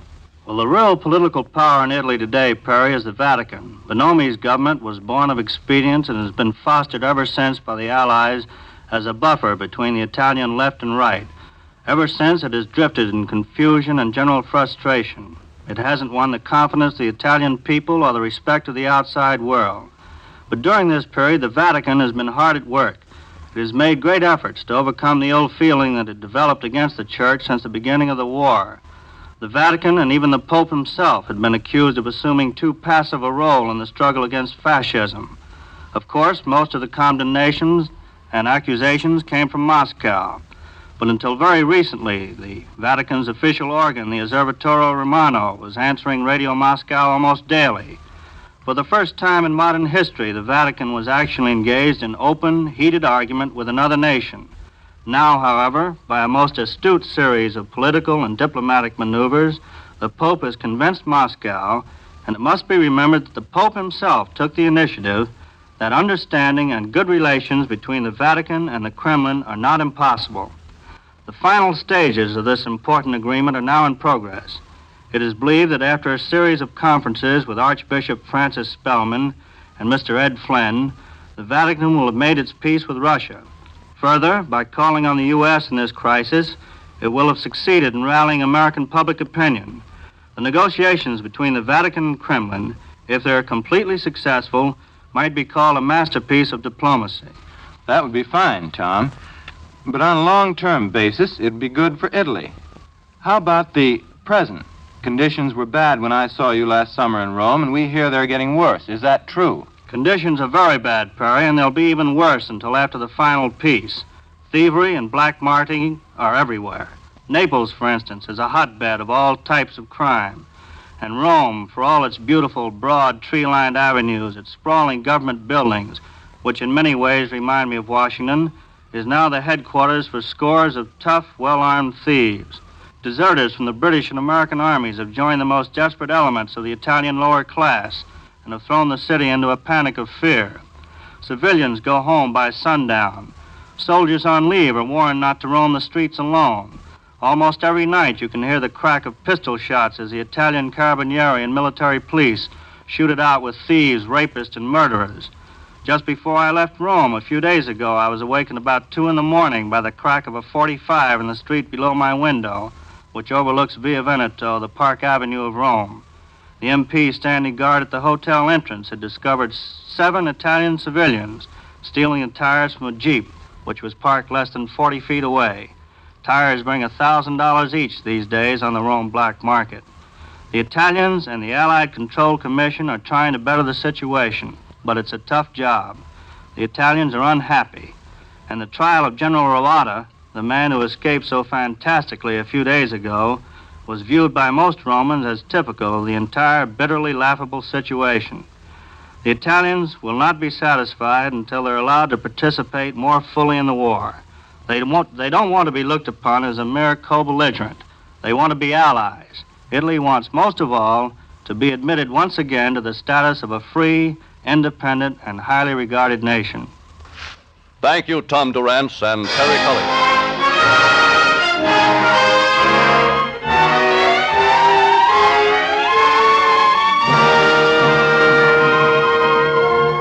In this scientific war, as in no other, victory depends on speed of movement, and above all, on speed of communications. Therefore, the past 3 years have seen unprecedented developments in communications in our armed forces. In radar, radio, and that faithful standby, the telephone. Most of these developments, growing out of constant scientific experiment by the armed forces in cooperation with American industry, must, of course, remain secret. But tonight, the March of Time is able to bring you detailed news of one of the most amazing developments of them all. The telephone has grown wings and taken to the air. After many months of preparation and testing, the Air Communications Officer, the Air Technical Service Command, and Bell Laboratories have perfected a way of laying telephone wire across the country by airplanes in full flight. The March of Time now takes you to Fort Dix, New Jersey, to hear a demonstration of this new technique for the first time on the air. Within 5 minutes, by your watch, a twin-engine C-47 will lay 8 miles of telephone wire across open country. Within the same 5 minutes, telephone communications will be set up between 2 points separated by those 8 miles of telephone wire, and a call completed. The demonstration will be directed by Captain R.R. Ford of the Equipment Laboratory of Wright Field, Ohio, World Headquarters of the Air Technical Service Command. Captain Ford is now standing by at a March of Time microphone at Fort Dix, New Jersey. Come in, Fort Dix. Go ahead, Captain Ford. I am now standing before a microphone placed near the main landing field at Fort Dix, New Jersey. A twin-engine C-47 is overhead and about to fly over this spot in a few seconds. Please consult your watches and note the exact moment the plane passes over us here. One of our officers, Captain Lumpkin, is up in the plane, ready to drop one end of the telephone wire with which the plane is loaded. Here with me is a ground crew of 2 men with a regulation Army field telephone set, waiting for the wire to hit the ground. One end of it has just been thrown from the plane, attached to a 36-inch parachute and a 20-pound weight. The pilot has flown accurately over us at about 125 miles an hour, at an altitude of only 200 feet. The little parachute has dropped the wire on the ground less than 100 feet from where I stand. My ground crew have run over to it and are attaching clips to the wire. In that way, the field telephone right here beside me is hooked in. In a few seconds, I will be able to talk to Captain Lumpkin in the plane over this telephone and over the wire as it is being laid out of the plane. Several miles away from us here, across open country, Sergeant John Lenfesty and another ground crew are waiting for the other end of the 8 miles of wire. Are you ready yet, Captain Lumpkin? Yes, Captain Ford. Can you hear me all right now? I hear you perfectly, Captain. Is everything working all right? Yes, sir. Please describe the interior of your plane, Captain, and how the wire is feeding out. Here in the fuselage of the C-47, we have a number of containers of telephone wire. They are lined up across the cargo floor. All the containers are connected together, and each one holds 2 miles of wire. That means we have enough wire to lay 16 miles if we need to. Captain, will you please describe how the wire feeds out of the plane? From the container nearest the open doorway, there is a short tube reaching outside the body of the plane. The wire feeds through that tube, outside the plane, and down to ground. We are now flying at 120 miles an hour, and the wire is feeding from containers and across the open country below us at 200 feet per second, or 2 miles a minute. Everything is going okay, sir. All right, Captain. I will talk to you again in a few seconds. Stand by.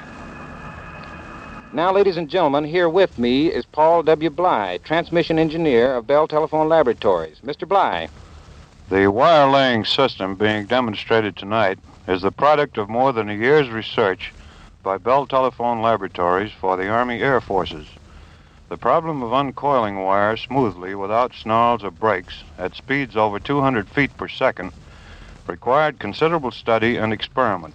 After extensive laboratory tests, we set up a field laboratory here at Fort Dix Air Base, and over 200 flight tests were carried out. Finally, we were able to lay 16 miles of wire over the Great Smoky Mountains in 6 2/3 minutes.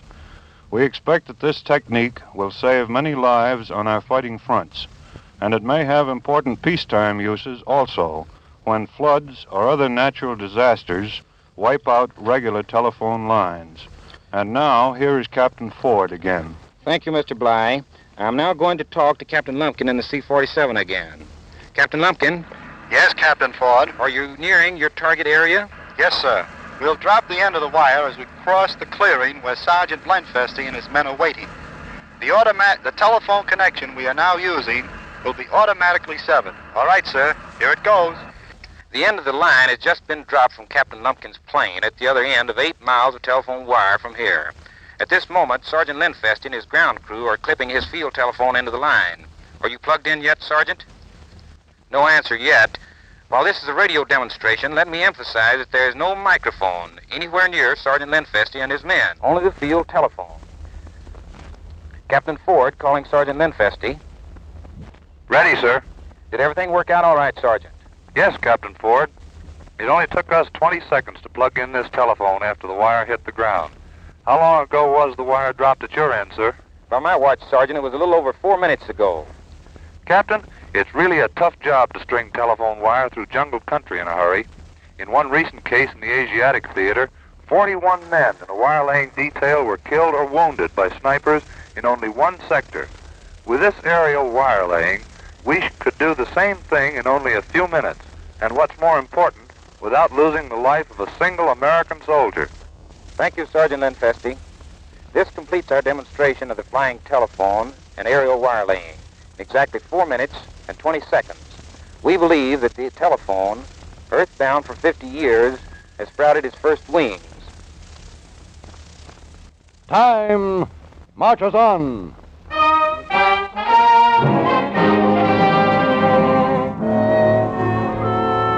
Tonight, perhaps at this very moment, as American Marines search the rocky caves of a barren little island in the Pacific, they may be identifying the paunchy body of a certain Japanese general who recently foretold his own end. He is Tadamichi Kurabayashi, defender of Iwo Jima. And last week, Radio Tokyo quoted him as saying, "This island is the front line that defends our mainland, and I am going to die here." With the U.S. Marines who erased this front line, and probably Tadamichi too, is Time's Robert Sherrod. Sherrod has been with our Marines on Iwo Jima ever since they first swarmed ashore on February 19th. For 25 days, he's eyewitnessed the most bitter fighting in Marine Corps history. And his dispatches from the very scene of the fighting have helped millions of Time readers here at home understand just what kind of a violent, stubborn, unremitting warfare we're having to fight in the Pacific. There are Time correspondents like Bob Sherrod on every news front of the world, and on the home front as well as the war fronts. Their first-hand reports of what is happening everywhere pour in hourly, help Times editors give Times readers the sight and the sound and feel of each week's history-making events. In Times home offices, Times editors sift and weigh these reports, fit them together with the news from other sources, check and recheck them. And then they write the finished product into Time as one straight, clear, connected story that makes the news of the week make sense. That is why more than 1 million busy, well-informed American families now turn to Time each week for the kind of news report they can find nowhere else.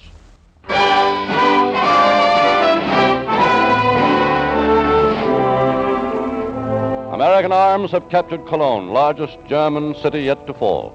First and longest victim of Allied saturation bombing. American soldiers who entered the city, as well as those at home who saw the pictures, were stunned at the devastation wrought to what was once one of Europe's proudest cities. By this evidence, they know that many other cities inside Germany, citadels of German war-making power, must be equally flattened. After more than 3 years of war, those men in the U.S. Army Air Forces who had long preached the doctrine of long-range heavy bombardment felt that they were vindicated. Tonight, one of those men, Major General Orville Anderson, is at the March of Time's home microphone. Deputy Commander for Operations for the U.S. 8th Air Force, he has returned just this week from German soil. and will report to you on the special role heavy airstrikes have played in the Allied Western Front offensives in the past 2 months. General Anderson. Our strategic air forces are now in the final phases of the air war over Europe. Our first job was the defeat of the German Air Force, and thereafter to maintain an effective air supremacy over any area in Europe where we chose to operate. We have done that effectively, though it must be remembered that our air war with Germany involved frequent air battles whenever they elected to oppose us. Today, our main job is to aid in the complete and final destruction of the German war machine. To do this, we have 3 top priority targets on our list. The first and foremost important is oil and fuel. Without oil, the Germans cannot fly their planes or drive their vehicles into combat. Oil has been a top priority target since April 1944, and we have knocked the German oil production capacity down to less than 20% of what it was before our attacks began. Second on our priority list is communications. Every time our reconnaissance or fighter aircraft report a large mass of German transport tied up in a marshalling yard, such as Dresden, Chemnitz, or Cottbus, which are communication bottlenecks on the Russian front, these targets are marked for special attention, and suitable task forces of heavy bombers of the 8th Air Force are promptly dispatched to effect their destruction. It matters little to us if the target is on the East Front or the West. It's all one war to us, and if we help the Russians by knocking out German communications on their front, we are helping end the war that much quicker. Any suitable marshalling yard or communication center is top priority on our target list. With the marginal effort that is left after we have finished working over fuel and communications targets, we include attacks from all levels on appropriate war industries. The multiple system of marshalling yards and specific war industries in Cologne represent typical targets for our attack. Plane and tank factories and producers of other vehicles receive our constant attention.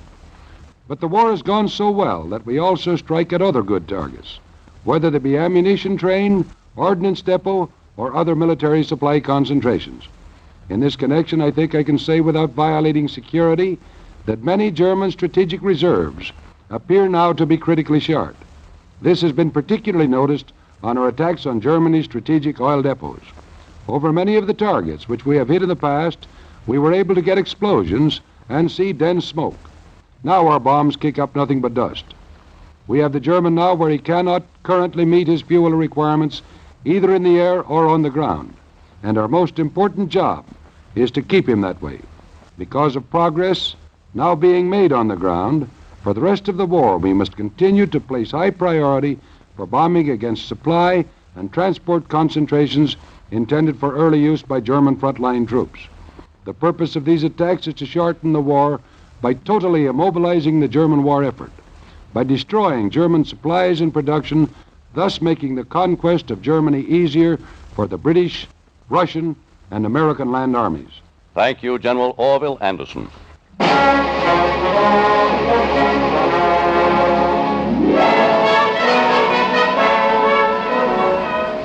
Published today is a new and provocative book on the Soviet Union. So provocative, in fact, that even before publication, it provoked this snarl from Moscow's Pravda. This book is the usual stew from the fascist kitchen, with all its smells, lies, ignorance, and hidden anger. Its author is a certain shady newsboy named White. The book, Report on the Russians. The author, no shady newsboy. He is a distinguished American author and journalist named William Lindsay White of Emporia, Kansas. Bill White went through the London Blitz in the First Finnish War, and he's written such memorable books as They Were Expendable and Journey for Margaret. White's new book, Report on the Russians, covers his 6-week tour of Russia last summer with Eric Johnston, president of the U.S. Chamber of Commerce. Of Bill White and his book, says Time magazine, Report on the Russians is an honest, highly personal account of how the Russians, whom he liked, and the Soviet system, which he disliked, looked to a seasoned newsman who has seen a lot of the world but kept the basic viewpoint of his native Kansas. Tonight, the March of Time brings you a few typical scenes from Report on the Russians. Things Bill White liked and things he disliked. His welcome to Moscow occurred a few days before the Normandy invasion last June. At a luncheon, Bill White sat next to a fox-faced Russian who filled their vodka glasses. Come, Mr. White. We drink to the second front, eh? The Second Front? Well, that was over long ago. Oh, no. It is even now in the newspapers that there will soon be one. Perhaps. Well, in capitalist countries, the fronts aren't numbered as they are here. Well, how do you say, then? Well, the first front was when Poland fell. The second front was in 1940, when France fell. You were neutral. The third front is the invasion of Yugoslavia and Greece. Again, you were neutral. The next front is when Hitler attacks the Soviet Union. We were very sorry. But for us, it was the fourth front. The fifth front is when Japan attacks America. Here again, you are neutral. The sixth front is when we land in North Africa, and the seventh front is when we landed in Italy. But anyway, we drink to the new front. For you, the eighth, to me, the second front. In Leningrad, Eric Johnston and Bill White are escorted through an electrical plant by its director, Gregory Mukhin. In this part of our plant, we are assembling small electric motors. We have 250 people employed in this division, Mr. Johnston. Yeah, nice little motors.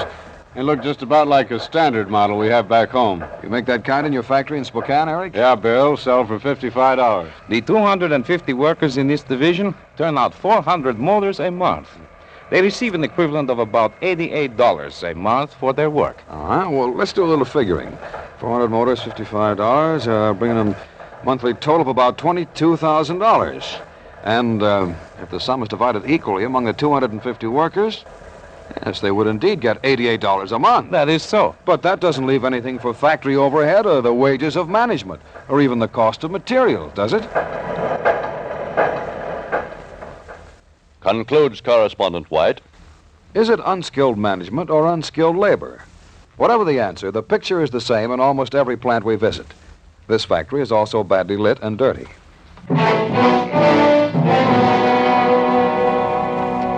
In Moscow, Bill White is a guest of honor at one of the innumerable Russian banquets.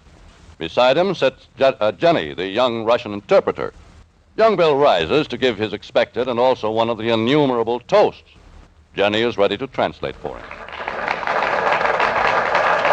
All set, Jenny? Yes, Mr. White. Ladies and gentlemen, I am here not as a representative of American business, but rather as an American writer and representing her free press. All right, Jenny, translate. Not yet, Mr. White. Go on. But, Jenny... Go on. Why don't you translate what I said about the free American press? You should know such a thing is forbidden in the Soviet Union. Writes William White. There is one marked difference between inmates of the Soviet Union and of the Kansas State Penitentiary. Food and clothing in both places is about the same, maybe a little better in Lansing, Kansas.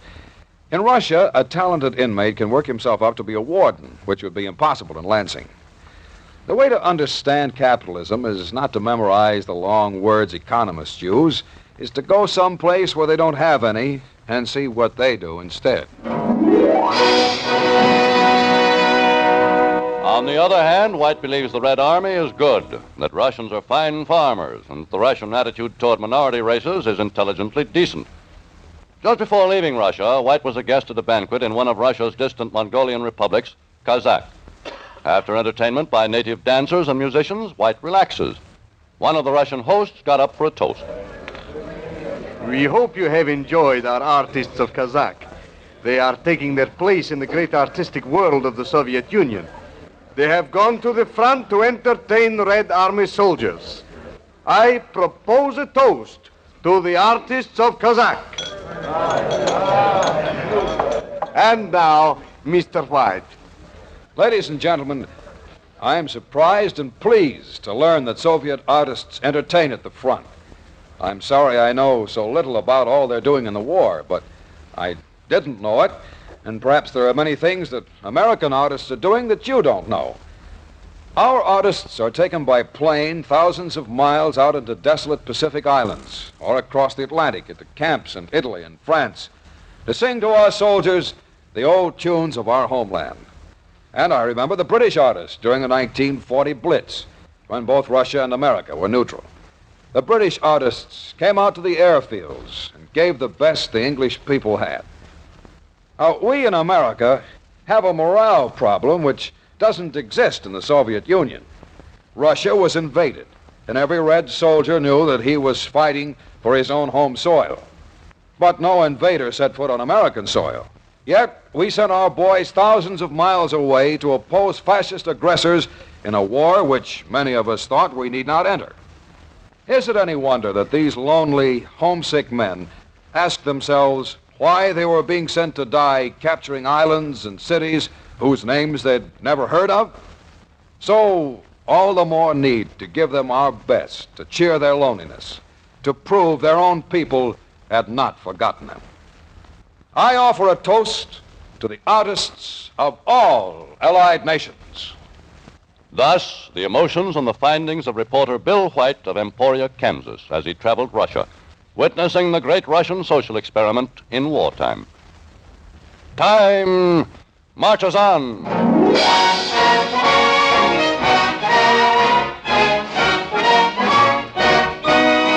Every afternoon at this same network, at 4 o'clock Eastern War Time, listen to another program prepared by the editors and correspondents of Time magazine.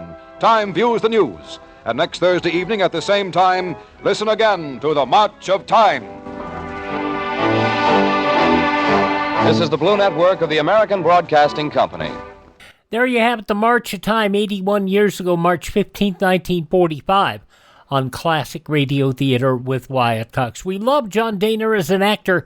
Did you know he was a writer? You'll hear about it in a moment in an episode of Escape.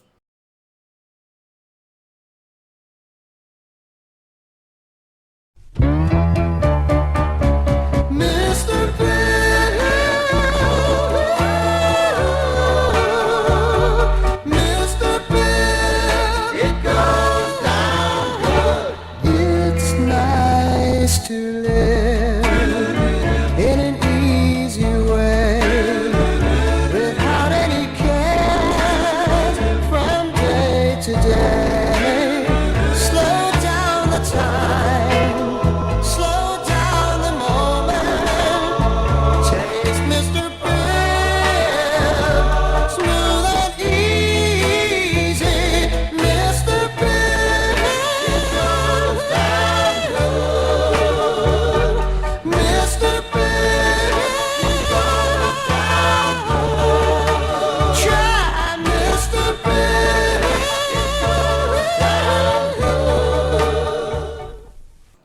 We continue on this drinking edition of Classic Radio Theater with Wyatt Cox with an episode of Escape.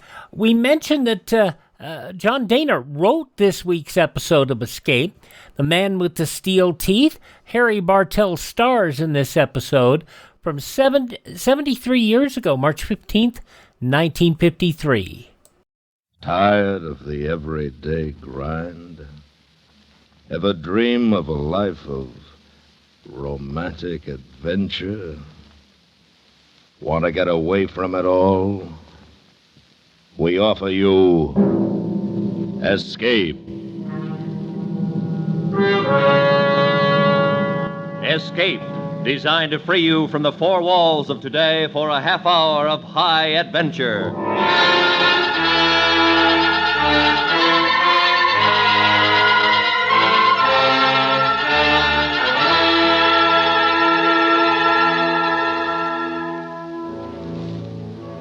You are standing in a darkened room in the heart of Russia's dread Lubyanka prison, your mind tortured into blankness, while across a desk from you, happily smiling at you, is the chief of Russia's secret police, who intends to drive you to insanity or to death. Listen now as Escape brings you John Dehner's exciting story, The Man with the Steel Teeth.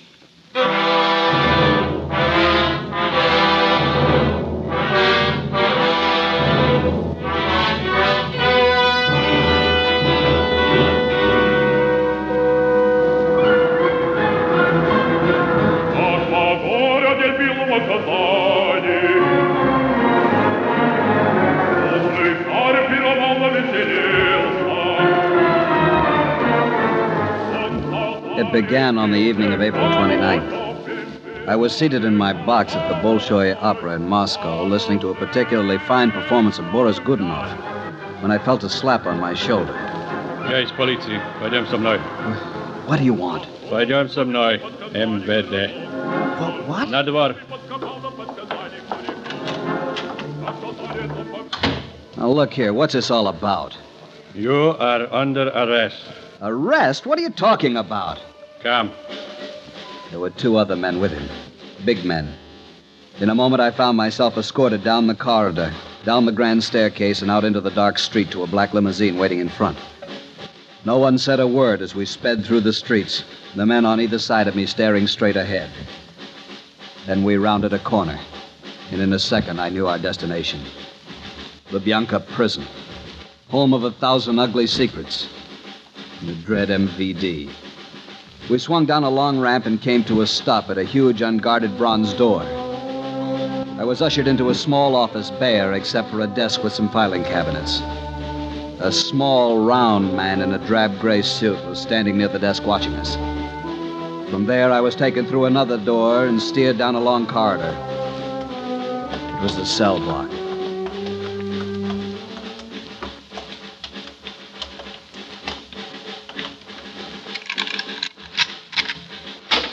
Notre. And I was a prisoner of the Soviet secret police.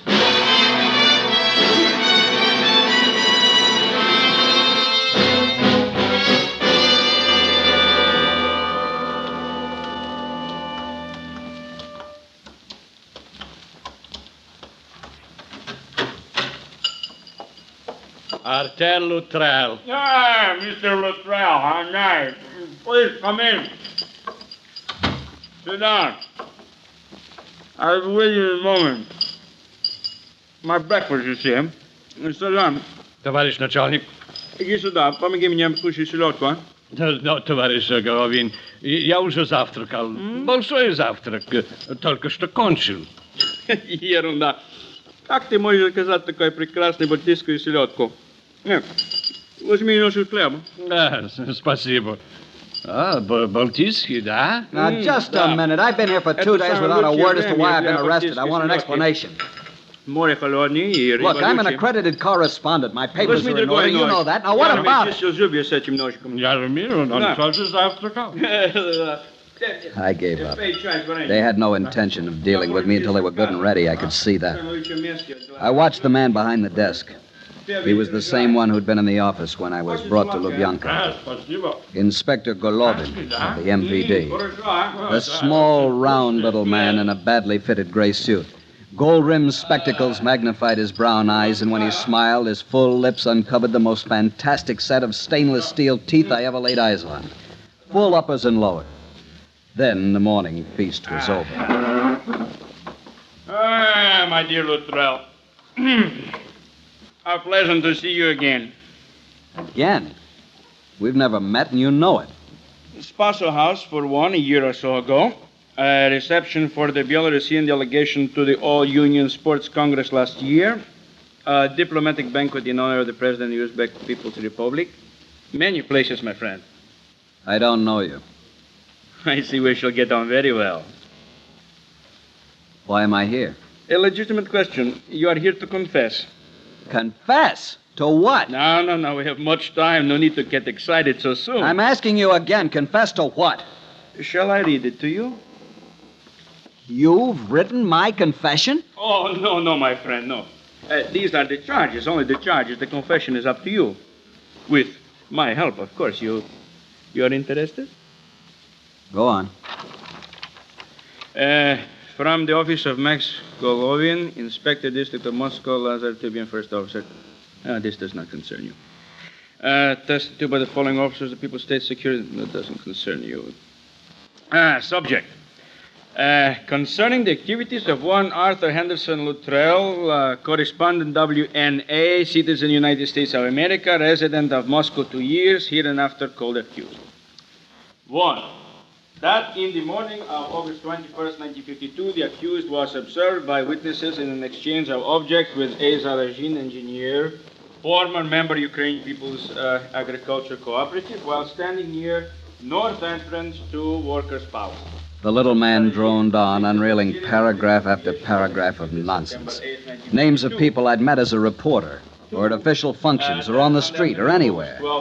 Names of people now dead or awaiting execution. It wasn't until this thought came that it dawned on me what my crime might be. And in the last paragraph, Golovin confirmed it. Convicted of sabotage and now awaiting execution of death sentence. And that Arthur Henderson Luttrell is accused of the crime of espionage and the encouragement of sabotage. That by the use of personal influence, he contributed to the deviation of 12 individuals since convicted, sentenced, and in 4 separate instances executed for crimes of treason against the state. Well? Very clever. Nothing clever, my dear friend. Merely a recitation of facts. From all the people I know here, you take the few names that'll make a case for you. What's more, some of them are dead. But why? What am I supposed to have done? Do you or do you not confess? To a trumped-up deal like this? No, not on your life. On your life, Mr. Luttrell. Sergeant, ubedjivo.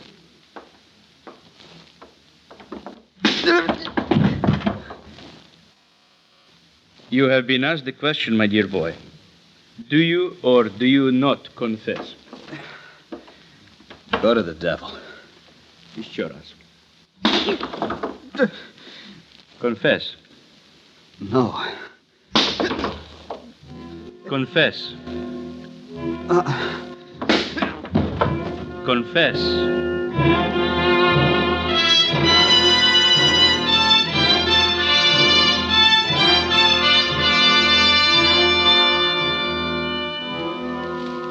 Then they tried psychological persuasion. The method? To wear me down to the point of exhaustion when I would gladly sign anything in exchange for a night's sleep. You will confess. You will read from this paper, then you will sleep. No. You will read the following. The charges brought against me are true. I am guilty of sabotage. Read it, Mr. Luttrell. I am guilty. Read it. I am guilty of sabotage and the use of personal influence to encourage political deviation and sabotage in others. Go on. Then you will sleep. Go on. In the instances of Nikita Kaz, Alexei Zarajin, Anton Shvernik, and Mikhail Bagratin, I was unquestionably a primary factor in... No, it's not true. It's not true. I will not...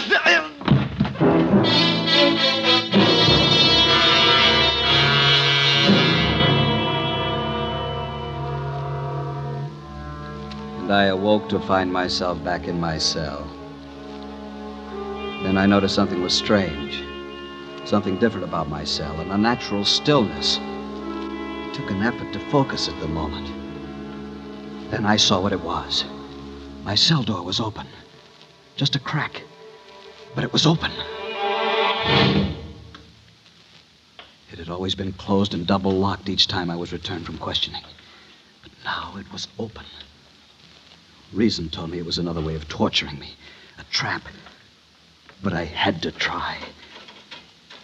Cautiously, I stepped out into the broad corridor.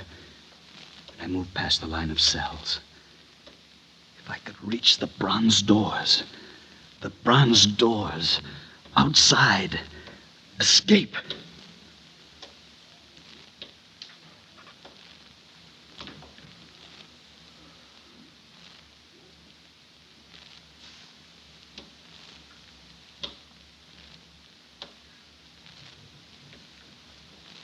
And then I was standing before the door to the office. It was too easy. They'd be waiting on the other side. They'd be there.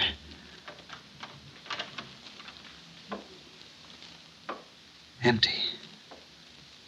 No Golovin. Nobody. In the corner behind the desk stood a coat rack. On it hung an overcoat and a black hat. I took them, put them on, walked to the bronze doors. And I was outside. Except for a black limousine that stood across the parking area, the place was deserted. Nobody. My first thought was the embassy. If I can get to the embassy, I'm safe. I looked again at the limousine. An official car of the MVD. Trying to be as casual as possible, I went over and looked in. The ignition keys were there. I got in quickly, stepped on the starter.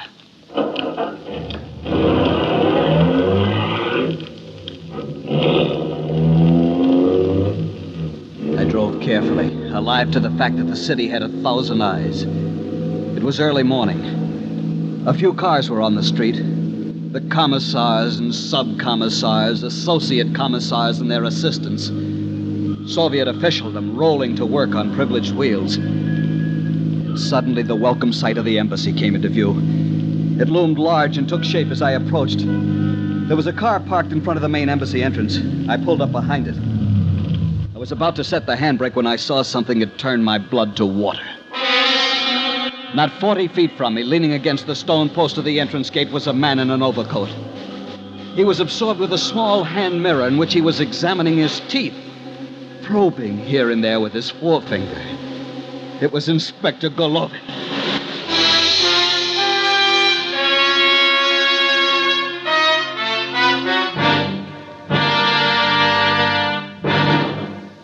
We will return to Escape in just a moment, but first, answering the call of the sick and the distressed at home and at the battlefield is the job of the Red Cross.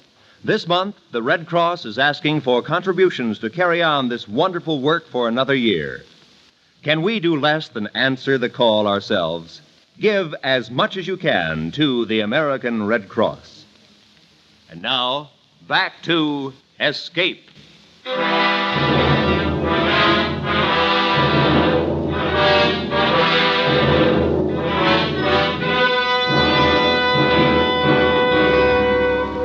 I slid down in my seat. Golovin didn't look up, but I knew he'd seen me and was just waiting. Then I saw the bulge in his coat pocket. I had no chance against a pistol. I started the car and pulled out into the street. In the rearview mirror, I saw Golovin go to his car and start after me. I was in a panic. At the corner, I turned left and headed toward Red Square. I hoped that once there, I could cut across the square into one of the side streets and double back to the embassy. But about halfway across the square, I saw a car move out of the thin line of traffic in back of me. It was Golovin, and I had to abandon my plan for the moment. Then began a dodging game that took us through the west section of Moscow and into the industrial suburbs. Time after time, I was sure I'd lost him. But he would seemingly materialize out of nowhere and fasten himself onto me.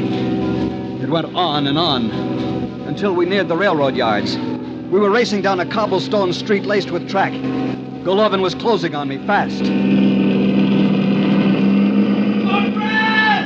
He called my name as his car came alongside, then began forcing me off the road. There was only one way out. I whipped my wheel to the right and skidded onto a bridge. I picked up speed and in a while found myself in open country with Golovin nowhere in sight.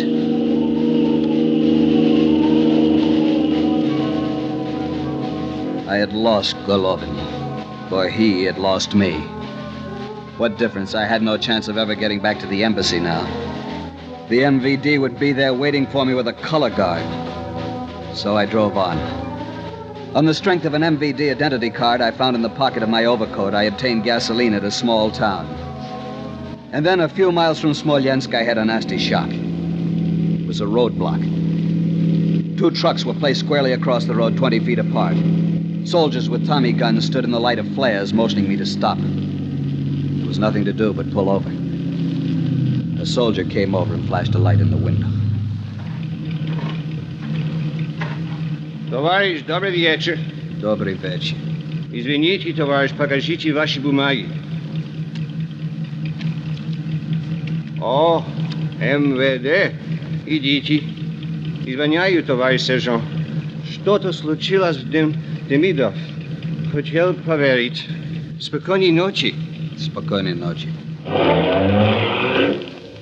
The soldier waved me on. The MVD identity card had done it.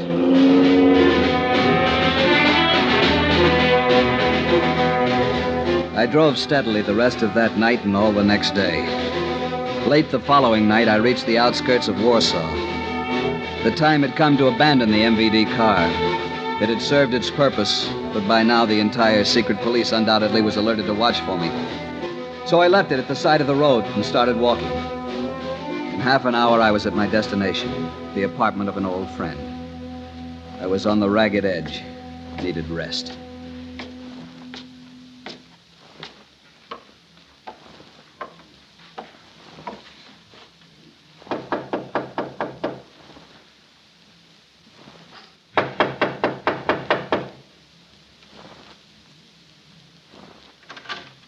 What is it? Hello, Maria. Chicago. May I come in? Oh, Chicago, you are a ghost. Yes, come in. I'm very tired. Sit down here, my darling. Oh, how good that feels. I will make some tea for you. Such a surprise to see you, my Chicago. What has happened to you? Are you not in Moscow? No, of course you are not in Moscow. You are here. Why are you here, Chicago? Chicago? Chicago. Already you are sleeping. That is good.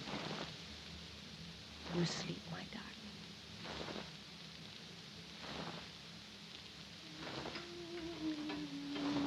Morning. Ah, Chicago. Finally you waked up. But it is not morning. It is 2 o'clock in the afternoon. How do you feel now you sleep good? Oh, it's heaven. You going to stay awake now? I give you a cup of coffee. You're an angel. Never mind the angel talking. Here.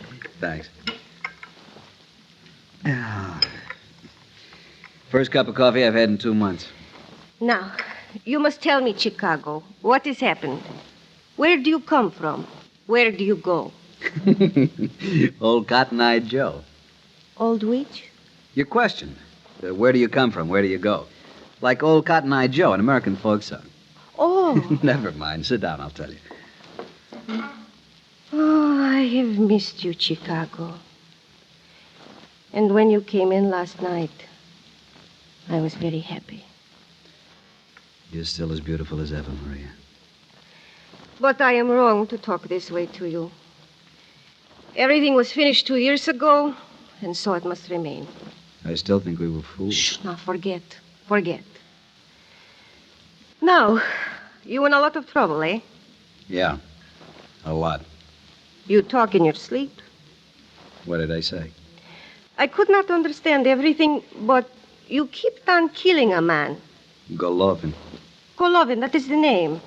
You must hate him to kill him so much. Well, he gave me a lot of trouble. Oh?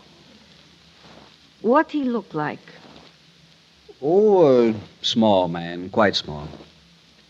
Maybe a little fat? Yeah. Does he wear glasses? I really talked to my sleep, didn't I? No, but there is such a man outside in the street who looks like that. What? Wait.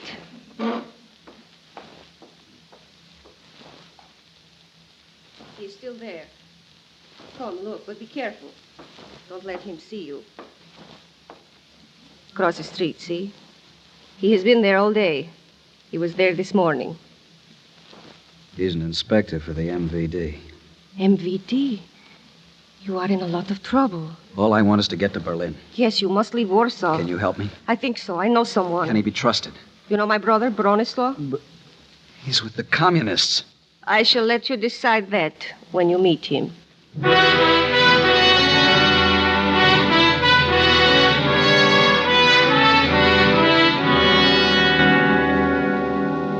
And remember to use the pistol only as a last resort. So, go over your cards again, and we shall see if you know them. The personal identification card. Tak. Gasoline ration card. Tak. ID badge where I work. Inspector for State fisheries. Tak. Travel permit. And work record. Good. Now we go. Maria, I don't know how... Shh. Not one word from you. You saved my life, Maria. I'll never forget. So, give me a kiss now. Come. Come now, let us go. Goodbye, my beautiful Chicago. Goodbye.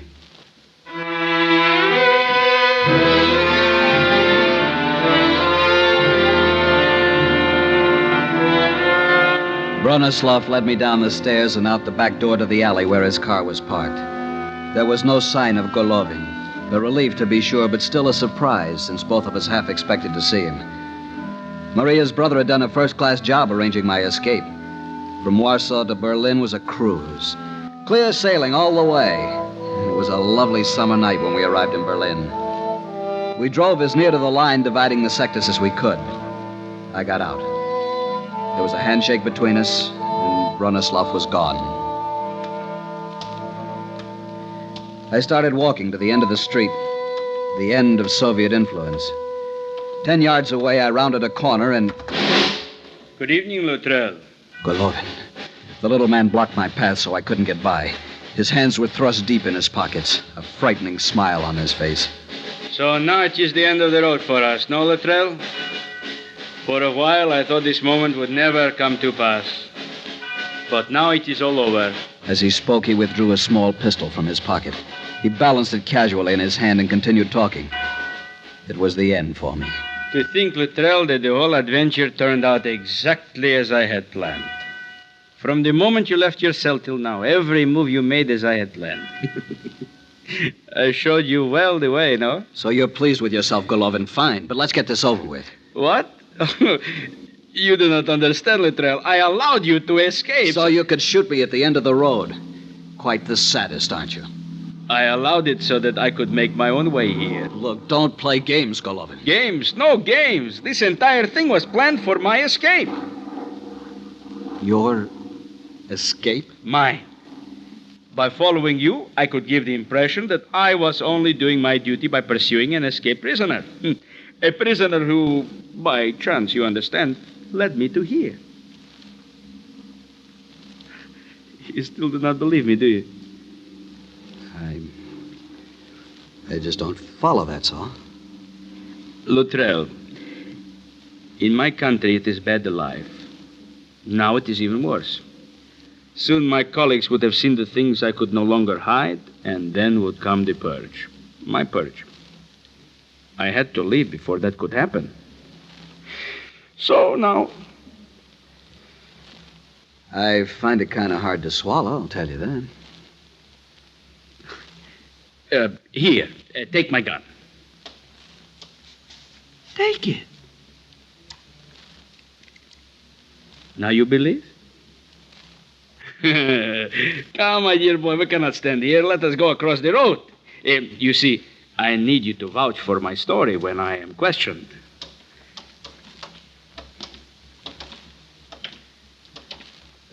One thing, Golovin. Uh-huh.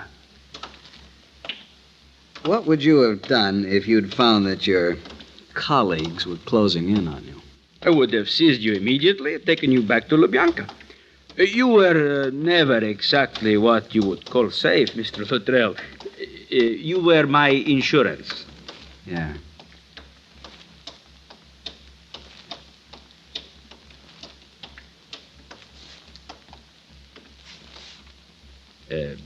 This is the American sector? Mm-hmm. My territory now. Oh, then we must seek the military police, and I give myself up. Yeah. Yeah, I guess they would like to have a talk with you. So now, my dear boy... Now, wait a minute, Golovin. Wait?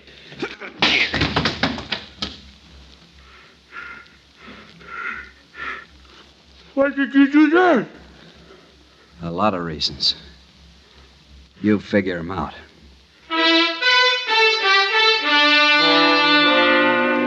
My knuckles hurt. They were bleeding. Golovin sat on the pavement looking stupid.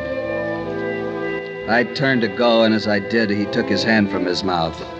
His full lips hung slack, revealing his steel teeth bent grotesquely out of shape. I shuddered and went to find the military police.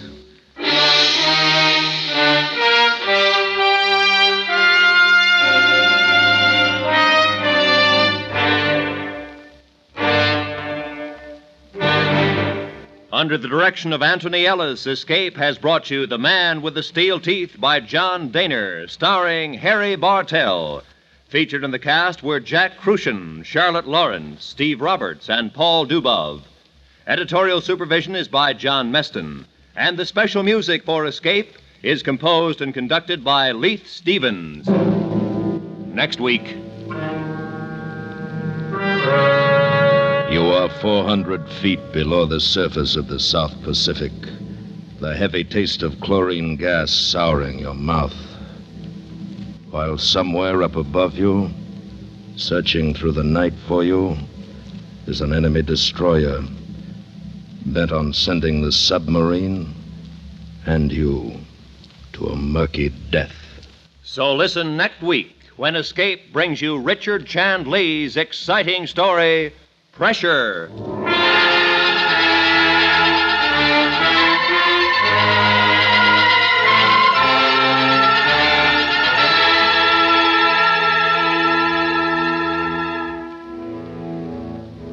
Tomorrow night on most of these same CBS radio stations, Lux Radio Theater presents Dennis Morgan and Virginia Mayo in the thrilling drama, This Woman is Dangerous. Also tomorrow evening, hear John Hodiak in Suspense's chilling production of The Mountain, a story well calculated to keep you in suspense. This is Roy Rowan speaking, and remember, you have a date with Arthur Godfrey's Talent Scouts every Monday evening on the CBS Radio Network.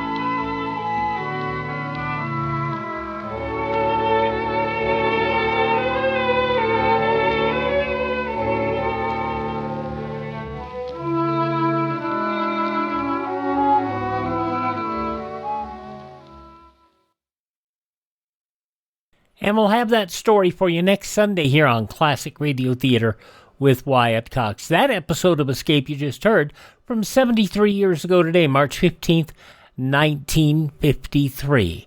Up next, we'll check in with David and Claudia.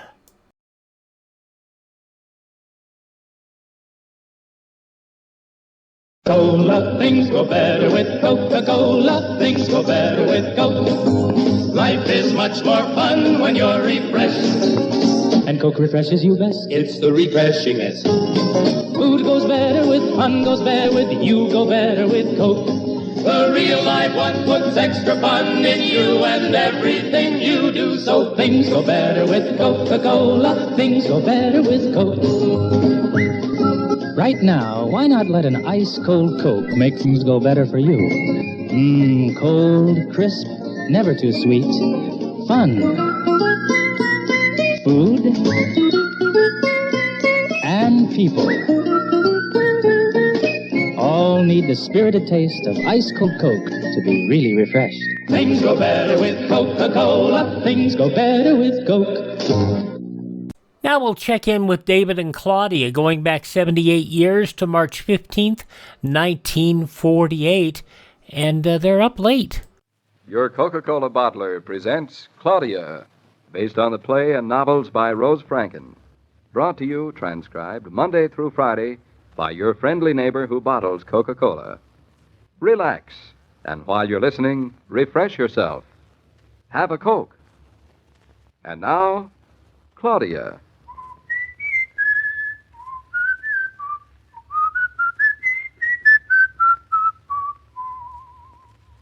Oh, you think you'll want an extra blanket tonight, David? Doesn't seem that cold to me. Shouldn't even be that cold. It's the middle of March, isn't it? Just right square plunk in the middle. Oh, I can't wait to get into bed and pull the comforter up tight. Open the window wide. Get way under the covers, darling. I am. So comfortable and warm. I'll never get up. David, you give Bluff a bowl of water. I did. That's good. Say, it is cold out. Hope it's warm in the kitchen or Shakespeare will catch cold. Night, darling. Night, dear. Bring the light out? Right away.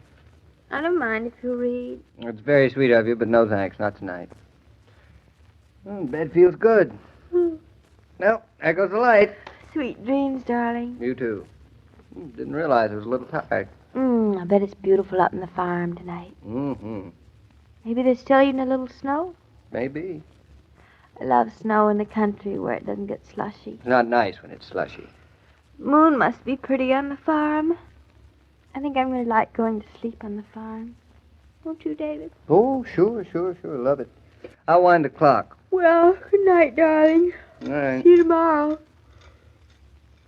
David, do you hear that? What? I think it's Shakespeare scratching at the door. Oh, well.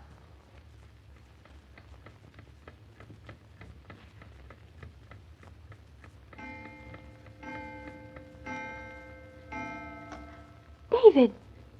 Darling, do you hear that? It's Shakespeare scratching at the door, I'm sure it is. David, you want me to get up and see? Oh. You're right, I won't bother. All right, darling, go back to sleep. I guess Shakespeare felt lonesome out there and he wanted to be in here with us. I don't blame him. Or maybe it was my imagination. I thought I heard him before, too, but I guess I didn't. Are you asleep, darling? Sound. Oh, then I won't wake you. Good. I'm not the least bit sleepy anymore, not the least bit. It's funny, why do you suppose? David, why do you suppose I'm not sleepy? Maybe it's because I'm hungry. Do you think I'm hungry? I'm not sure I'm hungry, but I think I'd like something to eat. David, you're not really asleep. You're just pretending, I know. You're not fooling me. You're not asleep because I can hear you breathe. All right, go on, ignore me. I'm getting up. I've just decided I'm starving. Oh, no. Oh, here are my slippers. Oh, my bathrobe. Here we are. Well, David, goodbye. Sweet dreams. Light? Oh, it's so bright. Shakespeare, you really are asleep.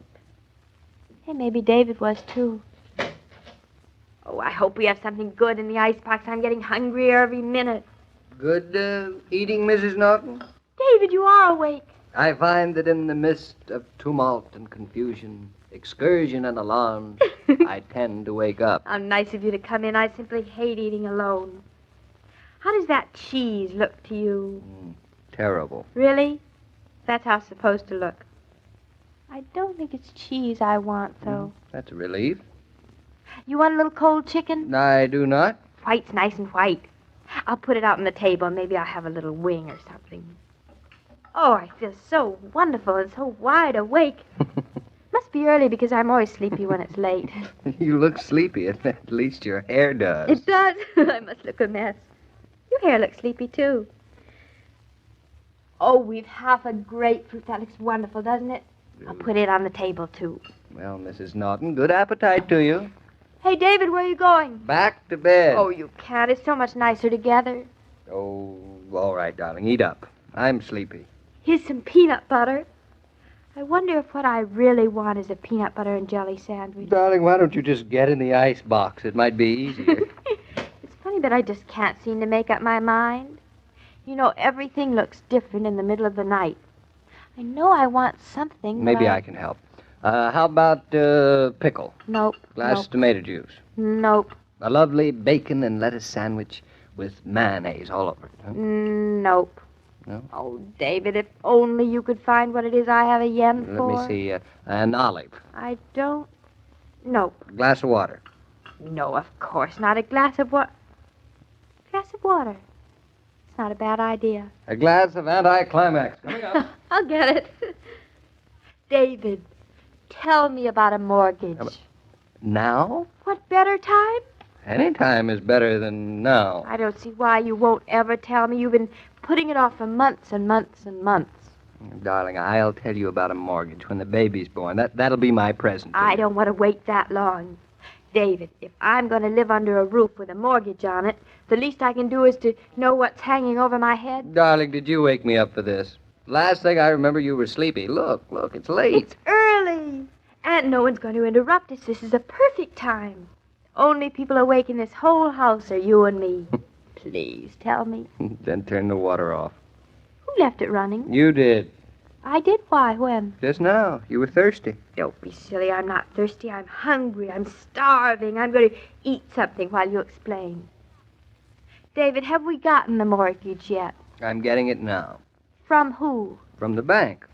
From the bank. Mm-hmm. The same one who gave us our checkbook? That's the one. Mm. You're not eating anything. Oh, I'm deciding between an olive and a pickle. Oh. You know, what I can't understand is, why should the bank want to give us a mortgage? What you don't understand, my love, is everything. Well, why should the bank? The bank is not giving us anything. But you just said... A mortgage is a loan. Like I lend you 5 cents? Like. But with a bank, I pay interest on a loan at the current rate. Well, if you're going to have to keep on paying interest forever, I don't see how you're ever going to be able to pile up enough money to pay the loan back. I don't have to pay the loan back, darling, as long as I can afford to keep paying the interest. And as long as I keep the house. I don't like owing people money. I pay up the grocer as soon as... I don't like it either. I wish I had the cash to buy the house free and clear, but since I haven't, I'll take the loan, give the bank the house as collateral. Give the bank the house? I thought we were buying it for us. Well, I didn't mean it that way.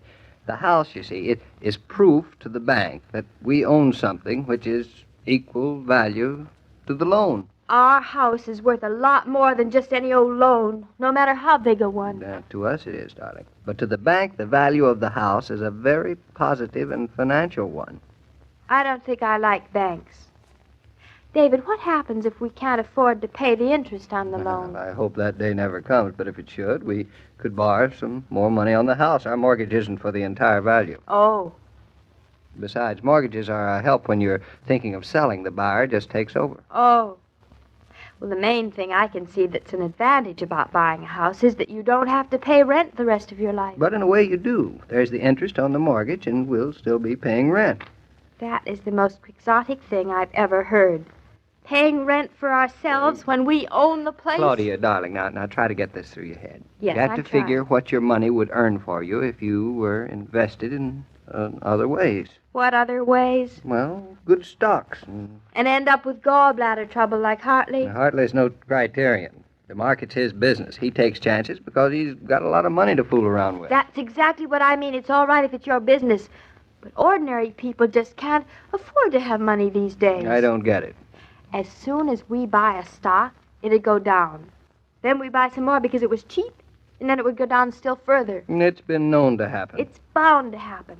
It's far better to have a house than money. So you can't count interest that you wouldn't get as rent. Theoretically, you have to. Who makes you? Nobody makes you. Well, if nobody makes you, why do it? All right, you win. Now eat that pickle and let's go to bed. And I'd still much rather not have a mortgage. There's no point in discussing it anymore now. And you'd much rather not, too. I know, Claudia, I know. darling, my angel, you haven't eaten a thing, not even an olive. Haven't I? No. Guess I'm not hungry after all. I guess I didn't have a yen for anything to eat in the first place. You mean you got me up with... I think I'll have a little slice of that chicken just to make it worthwhile. But, David, it was worthwhile. At least now I understand all about mortgages. Oh, you do, huh? It's just like my giving you 5 cents. Mm-hmm. Then the house is mine. Even though you think it's yours because you're paying rent that doesn't exist to yourself. That's what a mortgage is. As long as you think so, darling, that's fine. This chicken's pretty good. David, do you think it's possible that the yen I had was to understand about mortgages? Then you're still very hungry. Oh, you. Wonder what time it is. Early. I guess I'll spread a little peanut butter on a cracker. David, honestly, I don't see how you can eat at this hour of the night. I'm starving. Explaining to you about a mortgage gave me an appetite. Now where is it? What'd you do with the peanut butter? Oh, here it is. Well, I guess I'll go to bed. Be right with you. Funny how much better everything tastes at 4 o'clock in the morning. 4 o'clock in the morning. Oh, no, it can't be. Well, just take a look right here at my watch, and you will see that it is just exactly, precisely 4 a.m. in the morning. It is. I can't believe it. I thought I'd hardly slept. How'd it get to be? David, why didn't you tell me it was 4? Me tell you. Look, darling, you were hungry, and I wasn't hungry at all. I was there, ready to go to bed, but I wasn't sleepy. You were sleepy, and you get up. No wonder I haven't any appetite. Well, at this hour of the night, I'm so exhausted I can hardly even keep awake, let alone be hungry enough to want to be thinking about food. Oh, David, hey, come on, let's go to bed. It's so nice being up in the middle of the night with you and the mortgage. Oh.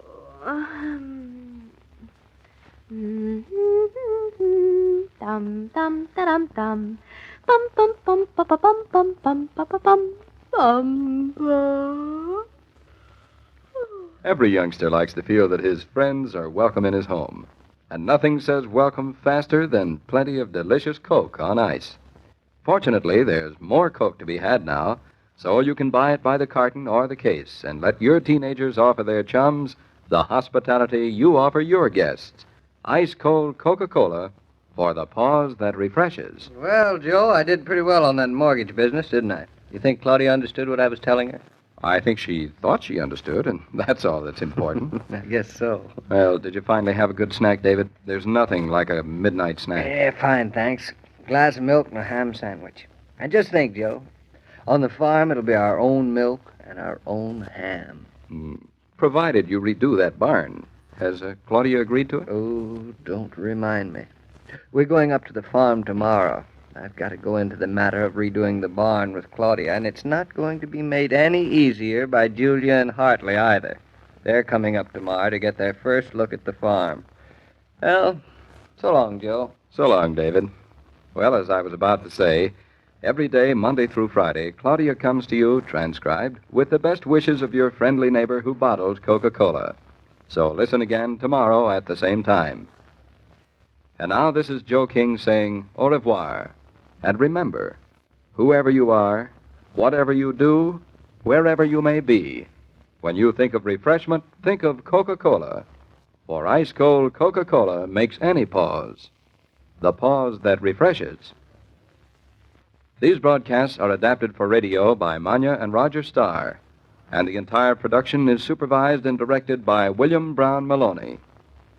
For a lot of these broadcasts in the section we're going to hear here, they got rid of the music, and nobody really knows why.